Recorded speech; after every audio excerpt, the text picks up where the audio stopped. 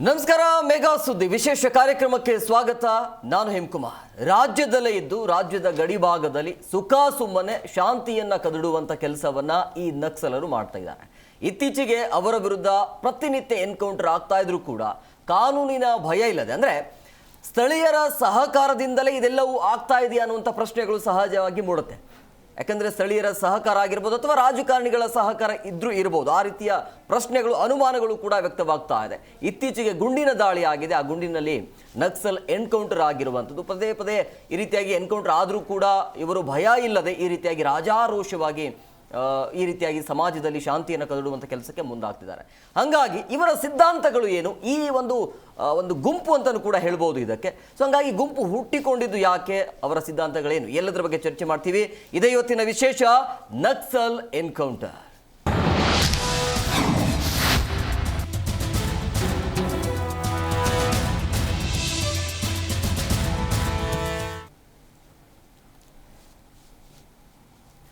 ಇತ್ತೀಚೆಗೆ ಮಲೆನಾಡು ಭಾಗದಲ್ಲಿ ಈ ನಕ್ಸಲರ ಹಾವಳಿ ಜಾಸ್ತಿ ಆಗ್ತಾ ಇದೆ. ನೋಡಿ, ಪಶ್ಚಿಮ ಘಟ್ಟದ ತಪ್ಪಲಿನಲ್ಲಿ ಮತ್ತೆ ಗುಂಡಿನ ಸದ್ದು ಜೋರಾಗಿ ನಡೀತಾ ಇರುವಂಥದ್ದು. ಎರಡು ಕಡೆಯಿಂದ ಗುಂಡಿನ ಚಕಮಕಿ ಆಗಿದೆ, ಗುಂಡಿನ ದಾಳಿ ಆಗಿದೆ. ಈ ಗುಂಡಿನ ದಾಳಿಯಲ್ಲಿ ಒಬ್ಬ ನಕ್ಸಲ್ ಎನ್ಕೌಂಟರ್ ಆಗಿರುವಂಥದ್ದು. ಅಂದರೆ ಆತ ತರಕಾರಿಯನ್ನು ತೆಗೆದುಕೊಳ್ಳಲಿಕ್ಕೆ ಏನೋ ಬರ್ತಿದ್ರಂತೆ. ಸೊ ಆ ಟೈಮಲ್ಲಿ ಆತ ಈ ರೀತಿಯ ಎನ್ಕೌಂಟರ್ಗೆ ಒಳಗಾಗಿರುವಂಥದ್ದು. ಸೊ ಪೊಲೀಸರ ಗುಂಡೇಟಿಗೆ ನಕ್ಸಲ್ ಆಗಿರುವಂತಹ ವಿಕ್ರಮ್ ಗೌಡ ಬಲಿಯಾಗಿದ್ದಾನೆ. ಕಬ್ಬಿನಾಲೆ ಅರಣ್ಯ ಪ್ರದೇಶದಲ್ಲಿ ನಕ್ಸಲ್ ವಿಕ್ರಮ್ ಗೌಡನನ್ನ ಎನ್ಕೌಂಟರ್ ಮಾಡಲಾಗಿದೆ. ಇದು ಫಸ್ಟ್ ಟೈಮ್ ಏನಲ್ಲ, ಅಂದರೆ 3 ರಾಜ್ಯದಲ್ಲಿ ಈತ ನಾಯಕ. 3 ರಾಜ್ಯದ ಗಡಿ ಭಾಗದಲ್ಲಿ ಈತ ನಾಯಕನಾಗಿ ಕೆಲಸವನ್ನ ಮಾಡ್ತಾ ಇದ್ದ. 20 ವರ್ಷಗಳಿಂದ ನಕ್ಸಲ್ ಗ್ಯಾಂಗ್ನಲ್ಲಿ ಈತ ಆಕ್ಟಿವ್ ಆಗಿ ಇದ್ದ.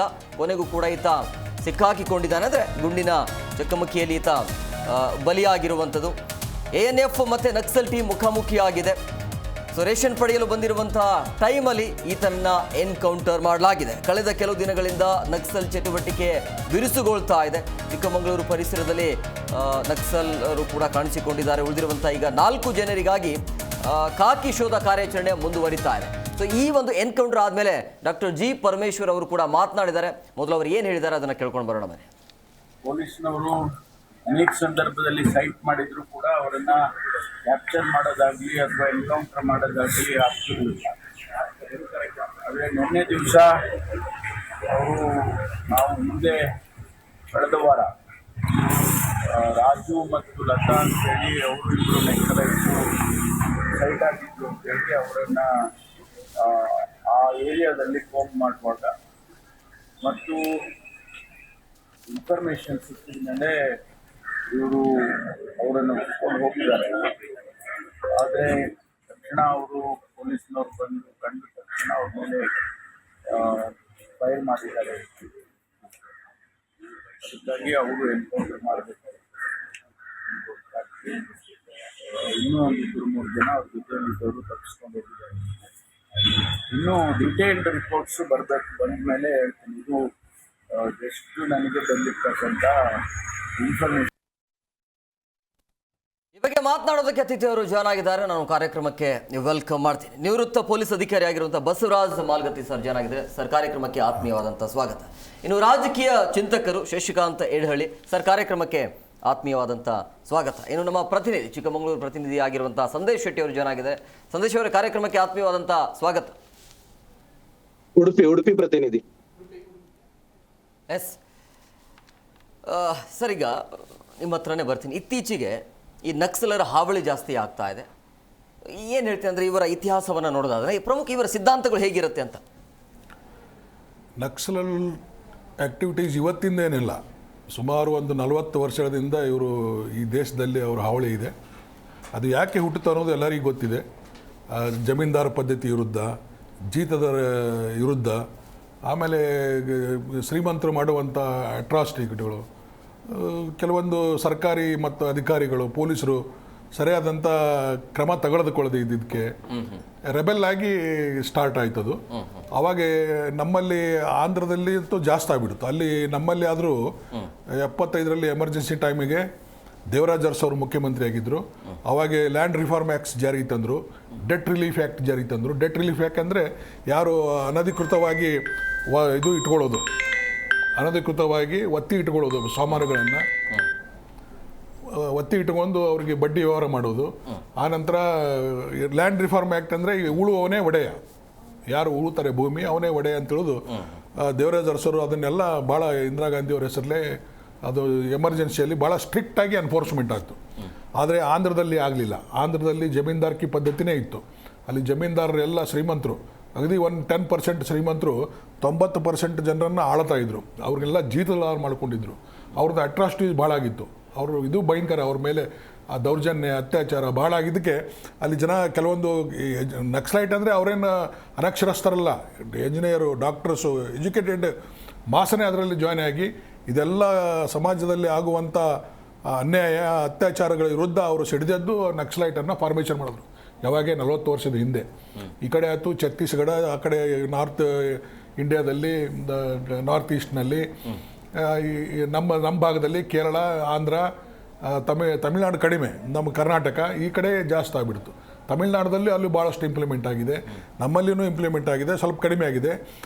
ಕೇರಳದಲ್ಲಿ ಜಾಸ್ತಿ ಇದೆ. ನಮ್ಮಲ್ಲಿ ಯಾಕೆ ಇಂಪ್ಲಿಮೆಂಟ್ ಆಯಿತು ಅಂತಂದರೆ ಹೇಳಿದ್ನಲ್ಲ, ದೇವರಾಜ ಅರಸು ಭಾಳ ಸ್ಟ್ರಿಕ್ಟಾಗಿ ಎಲ್ಲ ಲ್ಯಾಂಡ್ಗಳನ್ನು ಉಳುವವನಿಗೆ ಮಾಡಿಕೊಟ್ಬಿಟ್ರು. ಹೀಗಾಗಿ ಅವ್ರ ಉದ್ದೇಶಗಳೇನಿದ್ದು ಸರ್ಕಾರನೇ ಈಡೇರಿಸ್ತು. ಹೀಗಾಗಿ ಅವ್ರದ್ದು ಚಾನ್ಸ್ ಇರಲಿಲ್ಲ. ಆದರೆ ಇತ್ತಿತ್ತಲಾಗಿ ಈಗೇನು ಪಶ್ಚಿಮ ಘಟ್ಟದಲ್ಲಿ ಅಭಿವೃದ್ಧಿ ಆಗಿಲ್ಲ, ತಪ್ಪಲಿನಲ್ಲಿ ಅಭಿವೃದ್ಧಿ ಆಗಿಲ್ಲ.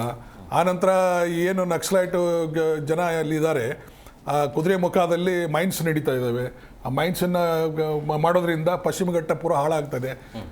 ಅದು ನೈಸರ್ಗಿಕವಾಗಿ ಭಾಳ ತೊಂದರೆ ಅನುಭವಿಸ್ಬೇಕಾಗ್ತದೆ ಮುಂದೆ. ಆನಂತರ ಈ ವೈಲ್ಡ್ ಲೈಫ್ ಪ್ರೊಟೆಕ್ಟಿಂಗ್ ಏರಿಯಾ, ಈ ಕಸ್ತೂರಂಗನ ವರದಿ ಬಂತು. ಕಸ್ತೂರಂಗನ ವರದಿಯನ್ನು ಇಂಪ್ಲಿಮೆಂಟ್ ಮಾಡಿದ್ರು. ಅದ್ರ ಜೊತೆಗೆ ಸುಪ್ರೀಂ ಕೋರ್ಟ್ ಒಂದು ಆರ್ಡರ್ ಮಾಡ್ತು. ಸುಪ್ರೀಂ ಕೋರ್ಟ್ನಲ್ಲಿ ಏನು ಆರ್ಡರ್ ಮಾಡ್ತಂದರೆ, ಅಲ್ಲಿ ನೆಲೆಯಾಗಿರುವಂಥ ಆದಿವಾಸಿಗಳಾಗಲಿ, ಯಾರು ಪಶ್ಚಿಮ ಇದರ ಘಟ್ಟದಲ್ಲಿ ಅಥವಾ ಅರಣ್ಯದಲ್ಲಿ ವಾಸವಾಗಿದ್ದಾರೆ ಅವ್ರನ್ನೆಲ್ಲ ಅಲ್ಲಿ ಒಕ್ಕಲೆಬ್ಬಿಸ್ಬೇಕು, ಎಬ್ಬಿಸಿ ಅವರಿಗೆ ಬೇರೆ ಕಡೆ ವ್ಯವಸ್ಥೆ ಮಾಡಬೇಕು ಅಂತ ಸುಪ್ರೀಂ ಕೋರ್ಟ್ ಹೇಳಿದ್ರು. ಈ ಸರ್ಕಾರ ಸರ್ಕಾರ ಅಂದರೆ ಈ ನಮ್ಮ ಫಾರೆಸ್ಟ್ದವರು ಅವ್ರನ್ನ ಒಕ್ಕಲೆಬ್ಬಿಸಿದ್ರು ಹೊರತಾಗಿ ಸರಿಯಾದಂಥ ಅವರಿಗೆ ಸೌಕರ್ಯ ವ್ಯವಸ್ಥೆ ಏನೂ ಮಾಡಲಿಲ್ಲ.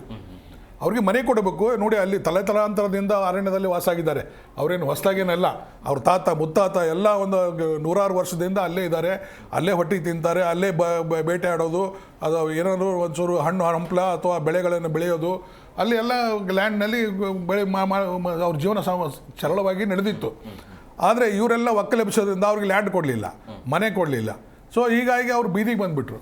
ಇದೇನು ಸರಿಯಾದಂಥ ವ್ಯವಸ್ಥೆ ಆಗಲಿಲ್ಲ. ಆದ್ರೂ ಈ ಸರ್ಕಾರ ಬಂದ ಮೇಲೆ ಈ 1915ರಲ್ಲಿ 2015ರಲ್ಲಿ ಸರ್ಕಾರ ಒಂದು ಆಫರ್ ಕೊಡ್ತು ನಕ್ಸಲೈಟ್ಗಳಿಗೆ. ನೀವು ನಮಗೆ ಬಂದು ಸರೆಂಡರ್ ಆರಿ, ನಾವು ನಿಮಗೆ ಅವ್ರ ಪರಿವರ್ತನೆಗೆ ಯಾರು ಪರಿವರ್ತನೆ ಹಾಕ್ಕೊಂಡು ಯಾರು ಬರ್ತಾರೆ ನಮ್ಮಲ್ಲಿ ಸರ್ಕಾರಕ್ಕೆ ಶರಣಾಗ್ತಾರೆ ಅದವರಿಗೆ 10 ಲಕ್ಷ ರೂಪಾಯಿ ಬಹುಮಾನ ಕೊಡ್ತೀವಿ. ಮತ್ತು ಅವ್ರಿಗೆ ವೆಪನ್ ಗಿಪನ್ ತಂದು ಕೊಟ್ಟರೆ ಅವ್ರಿಗೆ 50,000, 10,000, 20,000 ಆ ವೆಪನ್ ವ್ಯಾಲ್ಯೂಬಲ್. ನೋಡಿ, AK-47 ಇದ್ದರೆ 50,000, ಅಥವಾ ಬೇರೆ ಆರ್ಡಿನರಿ ವೆಪನ್ ಇದ್ದರೆ 20,000, 10,000 ಈ ಥರ ದುಡ್ಡು ಕೊಟ್ಟು ಅವ್ರನ್ನ ಸರೆಂಡರ್ ಮಾಡಿಸ್ಕೊಂಡ್ರು. ಈ ಆಫರ್ ನೋಡೋದು. ಆಮೇಲೆ ಕೇಸುಗಳ ಬಗ್ಗೆ ಉಡ್ರಾ ಇಲ್ಲ. ಕೇಸುಗಳನ್ನು ಫೇಸ್ ಮಾಡಬೇಕು, ಅವರು ಜೈಲಿನಲ್ಲಿ ಇರಬೇಕು, ನಂತರ ಶಿಕ್ಷೆ ಆದರೆ ಅನುಭವಿಸ್ಬೇಕು, ಬಿಡುಗಡೆ ಆದರೆ ಹೊರಗೆ ಬರಬೇಕು. ಆಲ್ಮೋಸ್ಟ್ ಎಲ್ಲ ಕೇಸುಗಳು ಬಿಡುಗಡೆ ಆಗುವೆ. ಯಾಕಂದರೆ ನಕ್ಸಲೈಟ್ ವಿರುದ್ಧ ಯಾರೂ ಸಾಕ್ಷಿಗಳನ್ನು ಹೇಳಿದ್ರೆ ಅವ್ರ ಗುಂಡಿಗೆ ಬಲಿಯಾಗಬೇಕಾಗ್ತದೆ. ಸೊ ಹೀಗಾಗಿ ನಾವೇನು ಪೊಲೀಸರು ಹೋಗಿ ಅಲ್ಲಿ ಅರಣ್ಯದಲ್ಲಿ ವಾಸ ಆಗಿರುವಂಥ ಜನರಿಗೆ ಅಥವಾ ಹಳ್ಳಿಗಳಲ್ಲಿ ಪ್ರತಿಯೊಂದು ಹಳ್ಳಿಗಳಿಗೂ ಮನೆಗೆ ಪ್ರೊಟೆಕ್ಷನ್ ಕೊಡೋಕ್ಕಾಗ್ತದ? ಸಾಧ್ಯನೇ ಇಲ್ಲ.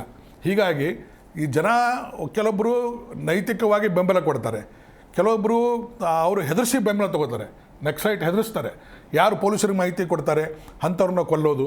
ನೀನು ಮಾಹಿತಿ ಕೊಟ್ಟಿದ್ಯಾ ಪೊಲೀಸರಿಗೆ ಅಂತ ಎಲ್ಲ ಊರಲ್ಲೆಲ್ಲ ಡಂಗ್ರ ಹೊಡೆದು ಅವ್ರಿಗೆಲ್ಲ ಹೆದರಿಸೋದು. ಸೊ ಇನ್ನೊಬ್ರು ಯಾರು ಪೊಲೀಸರಿಗೆ ಮಾಹಿತಿ ಕೊಡಬಾರ್ದು ಅಂತ ಈ ಥರ ಆ್ಯಕ್ಟಿವಿಟೀಸ್ ಅವರು ಇರ್ತವೆ. ಹೀಗಾಗಿ ಅವ್ರಿಗೆ ಪರಿವರ್ತನೆ ಆಗಲಿ ಅಂತ ಉದ್ದೇಶದಿಂದ ABC 3 ಕ್ಯಾಟಗರಿಯಲ್ಲಿ ಸರ್ಕಾರ ಅವರಿಗೆ ಆಫರ್ ಕೊಡ್ತು. ಅವಾಗ ಭಾಳಷ್ಟು ಜನ ಸರೆಂಡರ್ ಆದರು. ಮುಂದೆ ಕೆಲವು ಯಾರು ಸರೆಂಡರ್ ಆಗಲಿಲ್ಲ, ಕಂಪ್ಲೀಟ್ ಫೋರ್ಸ್ ಮಾಡಿ ನಮ್ಮ ANF, ISD ಅಲ್ಲಿ ಸುಮಾರು ಒಂದು 200 ಜನ ಇದ್ದಾರೆ. ನಮ್ಮ ADG ಇದ್ದಾರೆ, ಮೊಹಂತಿಯವರು ಇದ್ದಾರೆ.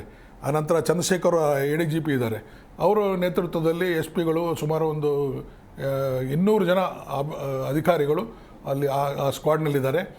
ಅವ್ರ ನೇತೃತ್ವದಲ್ಲಿ ಇದು ಆಪರೇಷನ್ ಆಗ್ತದೆ. ಆಪರೇಷನ್ ಮಾಡಿ ಇವತ್ತೊಬ್ಬನಿಗೆ ಹೊಡೆದಾರೆ. ಅವ್ರು ಹಿಂದೊಮ್ಮೆ ಹೊಡೆದಿದ್ರು, ಸಾಕೇತ್ ರಾಜನ್ ಅಂತ. Saket Rajan he was notorious number 1 Naxalite ಅವನು ಅವನದು ಸತ್ತ ದಿನ ಆಗಸ್ಟ್ನಲ್ಲಿ ಹೊಡೆದ್ರು. ಅವನು ಸತ್ತ ದಿನವನ್ನು ಹುತಾತ್ಮರ ದಿನ ಅಂತ ಅವರು ಆಚರಿಸ್ತಾರೆ. ನಾವು ಪೊಲೀಸರು ಹೆಂಗೆ ನಮ್ಮ ಸತ್ತ ದಿನ ನಾವು ಆಚರಿಸ್ತೀವಿ, ಹಾಗೆ ಆ ಥರ ಅಕ್ಟೋಬರ್ 21ಕ್ಕೆ ನಾವು ಮಾಡ್ತೀವಿ. ಅವರು ಹುತಾತ್ಮರ ದಿನ ಅಂತ ಅವರು ಸಾಕೇತ್ ರಾಜನನ್ನು ಅವ್ರು ಮಾಡ್ಕೊಂಡಿದ್ದಾರೆ. ಸೊ ಏನೇ ಆಗಲಿ, ಇನ್ನಾದ್ರೂ ಸ್ವಲ್ಪ ಸಿಂಪತಿ ಇಟ್ಕೊಂಡು ಅವ್ರು ಏನು ಅಭಿವೃದ್ಧಿ, ಅರಣ್ಯದಲ್ಲಿ ಏನಾದರೂ ಅಭಿವೃದ್ಧಿ ಆದರೆ ಅವ್ರನ್ನ ಒಕ್ಕಲೆಬ್ಸಿದ್ರೆ ಅವ್ರಿಗೆ ಸರಿಯಾದಂಥ ಪುನರ್ವಸತಿ ಕಲ್ಪಿಸಿಕೊಟ್ರು, ಅವ್ರಿಗೆ ಉದ್ಯೋಗ ಕೊಟ್ಟು, ಅವ್ರಿಗೆ ಲ್ಯಾಂಡ್ ಕೊಟ್ಟು, ಮನೆ ಕೊಟ್ಟು ಏನಾದರೂ ವ್ಯವಸ್ಥೆ ಮಾಡಿದ್ರೆ ಯಾರೂ ಅವ್ರಿಗೆ ಸಪೋರ್ಟ್ ಮಾಡೋದಿಲ್ಲ. ಆದರೆ ಸರ್ಕಾರ ಇದನ್ನು ಸರಿಯಾದಂಥ ಇಂಪ್ಲಿಮೆಂಟೇಷನ್ ನಮ್ಮ ಅಧಿಕಾರಿಗಳ ಲೆವೆಲ್ದಲ್ಲಿ ಆಗೋದಿಲ್ಲ. ಬರೀ ಒಕ್ಕಲೆಬ್ಬಿಸುವಂಥದ್ದು ಎಲ್ಲಿ ಹೋಗ್ಬೇಕು ಅವರು? ಸೊ ಅನಿವಾರ್ಯವಾಗಿ ಅವರು ಯಾರು ಸಪೋರ್ಟ್ ಮಾಡ್ತಾರೋ ಅವ್ರಿಗೆ ಅವ್ರ ಕಡೆ ಹೋಗ್ತಾರೆ. ಸೊ ಈ ಥರ ಆ್ಯಕ್ಟಿವಿಟೀಸ್ ಇರೋದ್ರಿಂದ ಈ ನಕ್ಸಲೈಟ್ ಹಾವಳಿ ಇನ್ನೂ ಇದೆ. ಅದಕ್ಕೆ ಯಾರು ಬೆಂಬಲಿಸ್ತಾರೆ, ಏನು ಅರ್ಬನ್ ನಕ್ಸಲೈಟ್ ಅಂತಾರೆ, ಅವರು ಬೆಂಬಲಿಸೋರ್ಗೂ ಸದಾ ಅವ್ರಿಗೆ ಸರೆಂಡರ್ ಆಗೋಂಥ ಆಫರ್ ಕೊಟ್ಟರು. ಅವರು ಸಿ ಕ್ಯಾಟಗರಿಯಲ್ಲಿ ಬರ್ತಾರೆ, ಅವ್ರಿಗೆ 2 ಲಕ್ಷ ರೂಪಾಯಿ ಬಹುಮಾನ. ಅದರಲ್ಲಿ ಯಾರು ಆಗಲಿಲ್ಲ. ಬಟ್ ಎ ಕ್ಯಾಟಗರಿಯವರು ಆದರು, ಬಿ ಕ್ಯಾಟಗರಿಯವರು ಆದರು. ಎ ಕ್ಯಾಟಗರಿ ಅಂದರೆ ಅಂತರ ರಾಜ್ಯದವರು, ಬಿ ಕ್ಯಾಟಗರಿ ಅಂದರೆ ನಮ್ಮ ರಾಜ್ಯದಲ್ಲಿ ಇರುವಂಥವ್ರು, ಸಿ ಕ್ಯಾಟಗರಿ ಅಂದರೆ ಈ ಅವರು ವಿತ್ ರೈಫಲ್ಲು ಉಯ್ತಿದ್ದು. ಇವ್ರು ಬರೀ ಸಪೋರ್ಟರ್ಸ್, ಸಿಂಪತಿ ಹೊಂದವರು ಸಪೋರ್ಟರ್ಸು. ಉದಾಹರಣೆ ನಮಗೆ ಇವಂಗೆ ಹೊಡೆದ್ರಲ್ಲ ಸ್ವಾಮಿ, ಯಾವುದೋ ಮೊನ್ನೆ ಜೈಲಿನಲ್ಲೇ ಸತ್ತ ಒಬ್ಬನು. ಸೊ ಅಂಥ ಕೆಲವೊಬ್ಬರು ಪ್ರೊಫೆಸರ್ಗಳು ಇದ್ದಾರೆ ಸಪೋರ್ಟರ್ಸ್ ಅವ್ರಿಗೆ. ಸೊ ಅವರೆಲ್ಲ ನಮ್ಮ ಇವ್ರಿಗೆ ಕೆಲವೊಬ್ಬರಿಗೆ ನಾ ಹೆಸರು ಹೇಳೋದಿಲ್ಲ, ಅವ್ರನ್ನೂ ಸದಾ ಅರ್ಬನ್ ನಕ್ಸಲೈಟ್ ಅಂತ, ಅದು ಈಗ ಇತ್ತಿತ್ತಲಾಗಿ ಅರ್ಬನ್ ನಕ್ಸಲೈಟ್ ಅಂತಾರೆ. ಮುಂಚೆ ಅರ್ಬನ್ ನಕ್ಸಲೈಟ್ ಅಂತ ಏನು ಇರಲಿಲ್ಲ. ಈ BJP ಪ್ರಪಗಂಡ ಇರಬೇಕು. ಶಶಿಕಾಂತ್, ಈಗ ವಾಟ್ ಈಸ್ ನಕ್ಸಲ್ ಅಂತಂದ್ರೆ ಏನು, ಹುಟ್ಟಿಕೊಂಡಿದ್ದು ಹೇಗೆ ಇದು, ಆ ಗುಂಪು ಹೇಗೆ? ಮೊದಲು ಸ್ವತಂತ್ರದ ನಂತರ ಕಮ್ಯುನಿಸ್ಟ್ ಪಾರ್ಟಿ ಆಫ್ ಇಂಡಿಯಾ ಅಂತಿತ್ತು. 1925 ಅದಕ್ಕಿಂತ ಮುಂಚೆನೇ ಹುಟ್ಟಿರ್ತಕ್ಕಂಥ CPI, communist party of India. ಆ ನಂತರ ಕಮ್ಯುನಿಸ್ಟ್ ಪಾರ್ಟಿ ಆಫ್ ಇಂಡಿಯಾ ಏನಾಯಿತು, ಸ್ವಾತಂತ್ರ್ಯದ ನಂತರ ಸಶಸ್ತ್ರ ಹೋರಾಟವನ್ನೋದ್ರ ಮೂಲಕ ಈ ದೇಶದಲ್ಲಿರ್ತಕ್ಕಂಥ ಈ ತಾರತಮ್ಯವನ್ನು ನಿವಾರಿಸಬೇಕು. ಯಾಕಂತಂದರೆ ಇಲ್ಲಿ ಭೂಮಾಲೀಕರು ಬಹಳ ದೊಡ್ಡದಾದಂಥ ಭೂಮಿಯನ್ನು ಹೊಂದಿದ್ರು. ಎಷ್ಟು ಅಂತಂದರೆ ಬರೀ 4% ಜನ ಭೂ ಹಿಡುವಳಿದಾರರಿದ್ದರು, ಉಳಿದವರೆಲ್ಲ ಭೂ ರಹಿತರ ಇದ್ದರು. ಈ ತಾರತಮ್ಯವನ್ನು ನಾವು ಕೊನೆಗಾಣಿಸಬೇಕಾಗಿದೆ ಅಂತ ಹೇಳಿಬಿಟ್ಟು ಸಶಸ್ತ್ರ ಹೋರಾಟಕ್ಕೆ ಕರೆಯನ್ನು ಕೊಟ್ಟಿರ್ತಕ್ಕಂಥದ್ದು 2025ರಲ್ಲಿ ಹುಟ್ಟಿದಂಥ CPI, communist party of India, ಸ್ವಾತಂತ್ರ್ಯದ ನಂತರ ಕರೆ ಕೊಡ್ತು. ಆ ನಂತರ 2025ರ ನಂತರ ಅದು ಏನಾಯಿತು, ಸಾವಕಾಶವಾಗಿ ಸ್ಟಾಲಿನ್ ಜೊತೆಗೆ ಮಾತುಕತೆಯನ್ನು ಮಾಡ್ತಾ ಸ್ಟಾಲಿನ್ ಹೇಳ್ತಾನೆ, ಏನಂತ ಸಶಸ್ತ್ರ ಹೋರಾಟ ಎಲ್ಲ ಮಾಡೋಕ್ಕೆ ಹೋಗ್ಬೇಡಿ, ನೀವು ಈ ವ್ಯವಸ್ಥೆ ಜೊತೆಗೆ ಹೋಗಿ ಅಂತ ಹೇಳ್ತಾರೆ. ಆ ಸಂದರ್ಭದಲ್ಲಿ ಅಲ್ಲಿರ್ತಕ್ಕಂಥ ಒಂದು ಅರ್ಧದಷ್ಟು ಜನಕ್ಕೆ ಭಾಳ ಅಸಹನೆ ಉಂಟಾಗುತ್ತೆ. ಯಾಕಂದ್ರೆ ನಮ್ಮ ಗುರಿ ಬೇರೆ ಇತ್ತು, ಇದೊಂದು ಯುದ್ಧ, ಈ ಯುದ್ಧವನ್ನು ನಾವು ಗೆಲ್ಲಬೇಕಾಗಿತ್ತು. ಆದರೆ ಶಸ್ತ್ರ ತ್ಯಾಗ ಮಾಡೋದು ಹೇಳ್ತಾ ಇದ್ದೀರಲ್ಲ, ಅದು ಆಗೋದಿಲ್ಲ ಅಂತ ಹೇಳ್ಬಿಟ್ಟು 1965ರಲ್ಲಿ ಆ ಒಂದು ಗುಂಪು ಹೊರಗಡೆ ಬಂದು CPIM ಅಂತ ಮಾಡ್ತು. ಅಂದರೆ communist party of India Maoist ಅಂತ. ಅವರು ಇನ್ನೊಂದು ಅದರಲ್ಲಿ ಒಡೆದು ಬಂದಿರತಕ್ಕಂಥ ಒಂದು ಬೇರೆ ಅವರು, ನಾವು ಏನು ಮಾಡ್ತಾಯಿದ್ದೀವಿ ಅಂಥೇಳಿ. ಆದರೆ ಅವರು ಮಾಡಿದ್ದೇನಂತಂದರೆ CPIದವರಿಗೆ ಪರಿಷ್ಕರಣವಾದಿಗಳು ಅಂತ ಹೇಳ್ತಾಯಿದ್ರು. CPMದವರು ಸಹಿತ ಮತ್ತು ಚುನಾವಣಾ ರಾಜಕೀಯಕ್ಕೆ ಹೇಳಿದ್ರು. ಪಶ್ಚಿಮ ಬಂಗಾಳದಲ್ಲಿ ಅಧಿಕಾರವನ್ನು ಹೇಳಿದ್ರು. ಅಲ್ಲಿರ್ತಕ್ಕಂಥ ಬಡವರು, ಭೂರಹಿತರು ಇವರೆಲ್ಲರೂ ಮತಗಳಿಂದ ಅವರು ಆಗಿ ಬಂದರು. ಆ ನಂತರ ಏನಾಯಿತು ಅಂತಂದರೆ ಅದರಲ್ಲಿರ್ತಕ್ಕಂಥವರು ಅವ್ರಿಗೊಂದು ಪ್ರಾಮಿಸ್ ಮಾಡಿದರು, ಇಲ್ಲ ಈ ಭೂ ಸುಧಾರಣೆ ಕಾಯ್ದೆಯನ್ನು ತರ್ತೀವಿ, ಎಲ್ಲರಿಗೂ ಸಹಿತ ಭೂಮಿಯನ್ನು ಹಂಚುತ್ತೀವಿ ಅಂತ ಹೇಳ್ಬಿಟ್ಟು CPMದವರು ಪ್ರಾಮಿಸ್ ಮಾಡಿ ಅಧಿಕಾರಕ್ಕೆ ಬಂದರು. ಆದರೆ ಮಾಡಲಿಲ್ಲ. ನಕ್ಸಲ್ಬರಿ ಅಂತ ಒಂದು ಸಣ್ಣ ಹಳ್ಳಿ ಪಶ್ಚಿಮ ಬಂಗಾಳದಲ್ಲಿ, ಆ ನಕ್ಸಲ್ಬರಿ ಅನ್ನೋ ಹಳ್ಳಿಯಲ್ಲಿದೆ, ಅಲ್ಲಿ ಚಾರು ಮಜುಮ್ದಾರ್ ಅಂತ ಒಬ್ಬರಿದ್ದರು, ದೊಡ್ಡ ರೈತ ನಾಯಕ. ಅವರು ಏನು ಮಾಡಿದರು ಅಂತಂದರೆ, ಇವರು ಪರಿಷ್ಕರಣವಾದಿಗಳಾಗಿದ್ದಾರೆ, ಆದ್ದರಿಂದ ಇವರನ್ನು ನಾವು ನಂಬಕ್ಕಾಗೋದಿಲ್ಲ. ಆದ್ದರಿಂದ ಅವರು ಹೊಸದಾಗಿರ್ತಕ್ಕಂಥ ಒಂದು ಪಾರ್ಟಿಯನ್ನು ಹುಟ್ಟಾಕಿದರು. ಅದು communist party of India, Marxist and Leninist ಅಂತ ಅದರ ಹೆಸರು. MNL ಹುಟ್ಟಾಕಿದರು. ಆ ನಂತರ ಏನು ಹೇಳಿದರು, ನೀವು ಯಾವುದೇ ಕಾರಣಕ್ಕೂ ಸಹಿತ ರೈತ ಪರವಾಗಿಲ್ಲ ಅಂತಂದರೆ ನಾವು ದಂಗೆ ಹೇಳ್ತೀವಂತ ಅವರು ಒಂದು ಸಶಸ್ತ್ರ ಹೋರಾಟವನ್ನು ಶುರು ಮಾಡ್ತಾರೆ. ನಾವು ಸ್ವತಂತ್ರ ಅಂತ ಘೋಷಿಸ್ಕೊಳ್ತಾರೆ ಅವರು. ಸೊ ಈ ಸಂದರ್ಭದಲ್ಲಿ ಇಡೀ ಪ್ರಭುತ್ವ ಏನು ಮಾಡುತ್ತೆ, ಅವ್ರ ಮೇಲೆ ಒಂದು ದೊಡ್ಡ ಬಟಾಲಿಯನ್ ಬಿಡುತ್ತೆ, ಸೇನೆಯನ್ನೇ ಬಿಡುತ್ತೆ, ಪೊಲೀಸರನ್ನು ಬಿಡುತ್ತೆ. ಸೊ ಆ ನಂತರ ಇಡೀ ಒಂದು ಚಳುವಳಿ ಅಂತ ಏನಿತ್ತಲ್ಲ ಅದನ್ನು ಸರ್ವನಾಶ ಮಾಡುತ್ತೆ, ಚಾರು ಮಜುಮ್ದಾರ್ನ ಹತ್ಯೆ ಮಾಡುತ್ತೆ. ಸೊ ಆ ನಕ್ಸಲ್ ಬರಿ ಅನ್ನುವಂಥ ಒಂದು ಹಳ್ಳಿಯಲ್ಲಿ ಆರಂಭ ಆಗಿರ್ತಕ್ಕಂಥ ಒಂದು ಚಳುವಳಿ ಇದೆ ಅಲ್ವಾ, ಅದಕ್ಕೋಸ್ಕರ ಅದಕ್ಕೆ ನಕ್ಸಲಿಸಮ್ ಅಂತಾರೆ. ಅದು ಆ ವಾದವನ್ನು, ಆ ಸಿದ್ಧಾಂತವನ್ನು ಯಾರ್ಯಾರೆಲ್ಲ ಫಾಲೋ ಮಾಡ್ತಾ ಇದ್ದಾರೋ ಅವರೆಲ್ಲರೂ ಸಹಿತ ನಕ್ಸಲೈಟ್ಸ್ ಅಂತಾರೆ ಅಥವಾ ನಕ್ಸಲ್ಸ್ ಅಂತಾರೆ. ಸೊ ಹೀಗೆ ಆವಾಗಿಂದ 2 ದಶಕಗಳ ಕಾಲ ನಕ್ಸಲ್ ಮೂವ್ಮೆಂಟಿಗೆ ತೀವ್ರವಾದ ಹಿನ್ನಡೆ ಆಗುತ್ತೆ. ಆ ನಂತರ ಮತ್ತೆ ತೆಲಂಗಾಣದಲ್ಲಿ, ಶ್ರೀಕಾಕುಳಂದಲ್ಲಿ ದೊಡ್ಡ ಪ್ರಮಾಣದಲ್ಲಿ ನಕ್ಸಲ್ ಚಳವಳಿಗಳು ಮತ್ತೆ ಹುಟ್ಟಾಗ್ತವೆ. ಮುಖ್ಯವಾಗಿ 2 ಗ್ರೂಪ್ಗಳಿರ್ತವೆ. ಒಂದು ಪೀಪಲ್ಸ್ ವಾರ್ ಗ್ರೂಪ್ ಅಲ್ಲ ಸರ್, ಒಂದು ಪೀಪಲ್ಸ್ ವಾರ್ ಗ್ರೂಪ್ ಅಂತ ಒಂದು ಚಳವಳಿ ಇರುತ್ತೆ. ಅದು ಎರಡನ್ನು ನಾನು ಇದರಲ್ಲಿ ಮೆನ್ಷನ್ ಮಾಡ್ತಾ ಇದ್ದೀನಿ. ಏನು ಅಂತಂದರೆ 45 ದಿನ ಕಾರ್ಯಾಚರಣೆ ಮಾಡುತ್ತೆ ನಕ್ಸಲ್ ಬರಿ ಮೇಲೆ. ಆವಾಗಲೇ ಅವರೆಲ್ಲ ಸರ್ವನಾಶ ಮಾಡುತ್ತೆ. 2004ರಲ್ಲಿ ಪೀಪಲ್ಸ್ ವಾರ್ ಗ್ರೂಪ್ ಮತ್ತು ಮಾವೋಯಿಸ್ಟ್ ಕಮ್ಯುನಿಸ್ಟ್ ಸೆಂಟರ್ ಇವು 2 ಬೇರೆ ಬೇರೆ ಆಗಿರ್ತಕ್ಕಂಥ ಒಂದೇ ಸಿದ್ಧಾಂತದ ಗ್ರೂಪ್ಗಳು ವಿಲೀನ ಆಗ್ತವೆ. ಸೊ ವಿಲೀನ ಆಗೋಗ್ಬಿಟ್ಟು ಆವಾಗ ಬಂದಿದ್ದೆ CPI ಮಾವೋಯಿಸಮ್, ಅಂದರೆ CPI ಮಾವೋವಾದಿ. ನೀವು ಹೇಳ್ತಾ ಇರಲ್ಲ, ನೀವು ಆವಾಗ ಏನು ಹೇಳ್ತಾ ಇದ್ದೀರಿ, ಇದೊಂದು ಗುಂಪು ಅಂತ. ಖಂಡಿತ ನಕ್ಸಲಿಸಮ್ ಅನ್ನೋದು ಗುಂಪಲ್ಲ, ಅದೊಂದು ಪಕ್ಷ, ಅದೊಂದು ಪಾರ್ಟಿನೇ ಅದು. ಅರ್ಥ ಮಾಡ್ಕೊಳ್ಳಿ. ಅದು ನೀವು ಇವರು ದೇಶದ್ರೋಹಿಯಲ್ಲಿ ಇನ್ನೇನಾದರೂ ಹೇಳಿ, ಅವ್ರದ್ದು ಒಂದು ಪಕ್ಷ ಇದೆ, ಅವ್ರದ್ದೊಂದು ಪಾರ್ಟಿ ಇದೆ. ಆ ಪಾರ್ಟಿ ಹೆಸರು CPI ಮಾವೋಯಿಸ್ಟ್ ಅಂತ ಹೇಳ್ತಾ ಇದ್ದಾರೆ. ಅವರು ಏನು ಮಾಡಿದ್ದಾರೆ, ಪೀಪಲ್ಸ್ ಲಿಬರೇಷನ್ ಗೆರಿಲ್ಲಾ ಆರ್ಮಿಯನ್ನು ಮಾಡಿದರು. ತಮ್ಮದೇ ಆದ ಸೈನ್ಯ ಇತ್ತು. ಅವರು ಗೆರಿಲ್ಲಾ ವಾರ್ಗಳಲ್ಲಿ ಬಹಳ ಫೇಮಸ್ ಆಗಿದ್ದರು. ಅದು ತೆಲಂಗಾಣ ಬೇಸ್ಡ್ ಆಗಿರ್ತಕ್ಕಂಥ ಒಂದು ದೊಡ್ಡದಂಥ ಆರ್ಮಿಯನ್ನು ಮಾಡಿದರು. ನಿಮ್ಗೆ ಗೊತ್ತಿಲ್ಲ, ಈಗ ನೀವು ಆ ನಂತರ ಹುಟ್ಟಿದವರು. ಆ ಸಂದರ್ಭದಲ್ಲಿ ಅದು ಹೇಗಿತ್ತು ಅಂತಂದರೆ, ಗದ್ದರಲ್ಲಿ ನಿಂತ್ಕೊಂಡು ಹಾಡಕ್ಕೆ ಶುರು ಮಾಡಿದರೆ ಜನನಾಯಕ ಗದ್ದರು, ಲಕ್ಷಾಂತರ ಜನ ಬಂದುಬಿಟ್ಟು ಸೇರ್ತಾ ಇದ್ರು. ಅವರು ಪದ್ಯ ಬರೆದ್ರು ಅಂತ ಅವ್ನು ತಗೊಂಡೋಗ್ಬಿಟ್ಟು ಜೈಲಲ್ಲಿ ಹಾಕಿದರು. ಚರ್ಮನ್ ರಾಜು ಅಂತ ಅವನು ಕಣ್ಣು ಕಿತ್ತರು. ಈ ವ್ಯವಸ್ಥೆ ಅಂತ ದೊಡ್ಡ ಮಹಾಕವಿ ಚರ್ಮನ್ ರಾಜು ಅಂತ ಹೇಳ್ಬಿಟ್ಟು, ಇಂಥವ್ರು ಹಲವಾರು ಜನರು ಇರ್ತಾರಲ್ಲ, ಇವರೆಲ್ಲರನ್ನೂ ಸಹಿತ ಅರೆಸ್ಟ್ ಮಾಡಿ ಒಳಗಡೆ ಹಾಕಿದರು. ಆವಾಗ ಒಂದು 2019ರಲ್ಲಿ ಒಂದು ಗ್ರೀನ್ ಹಂಟ್ ಅಂತ ಒಂದು ಇದನ್ನು ಶುರು ಮಾಡಿದರು, ಪೊಲೀಸ್ ಆಪರೇಷನ್.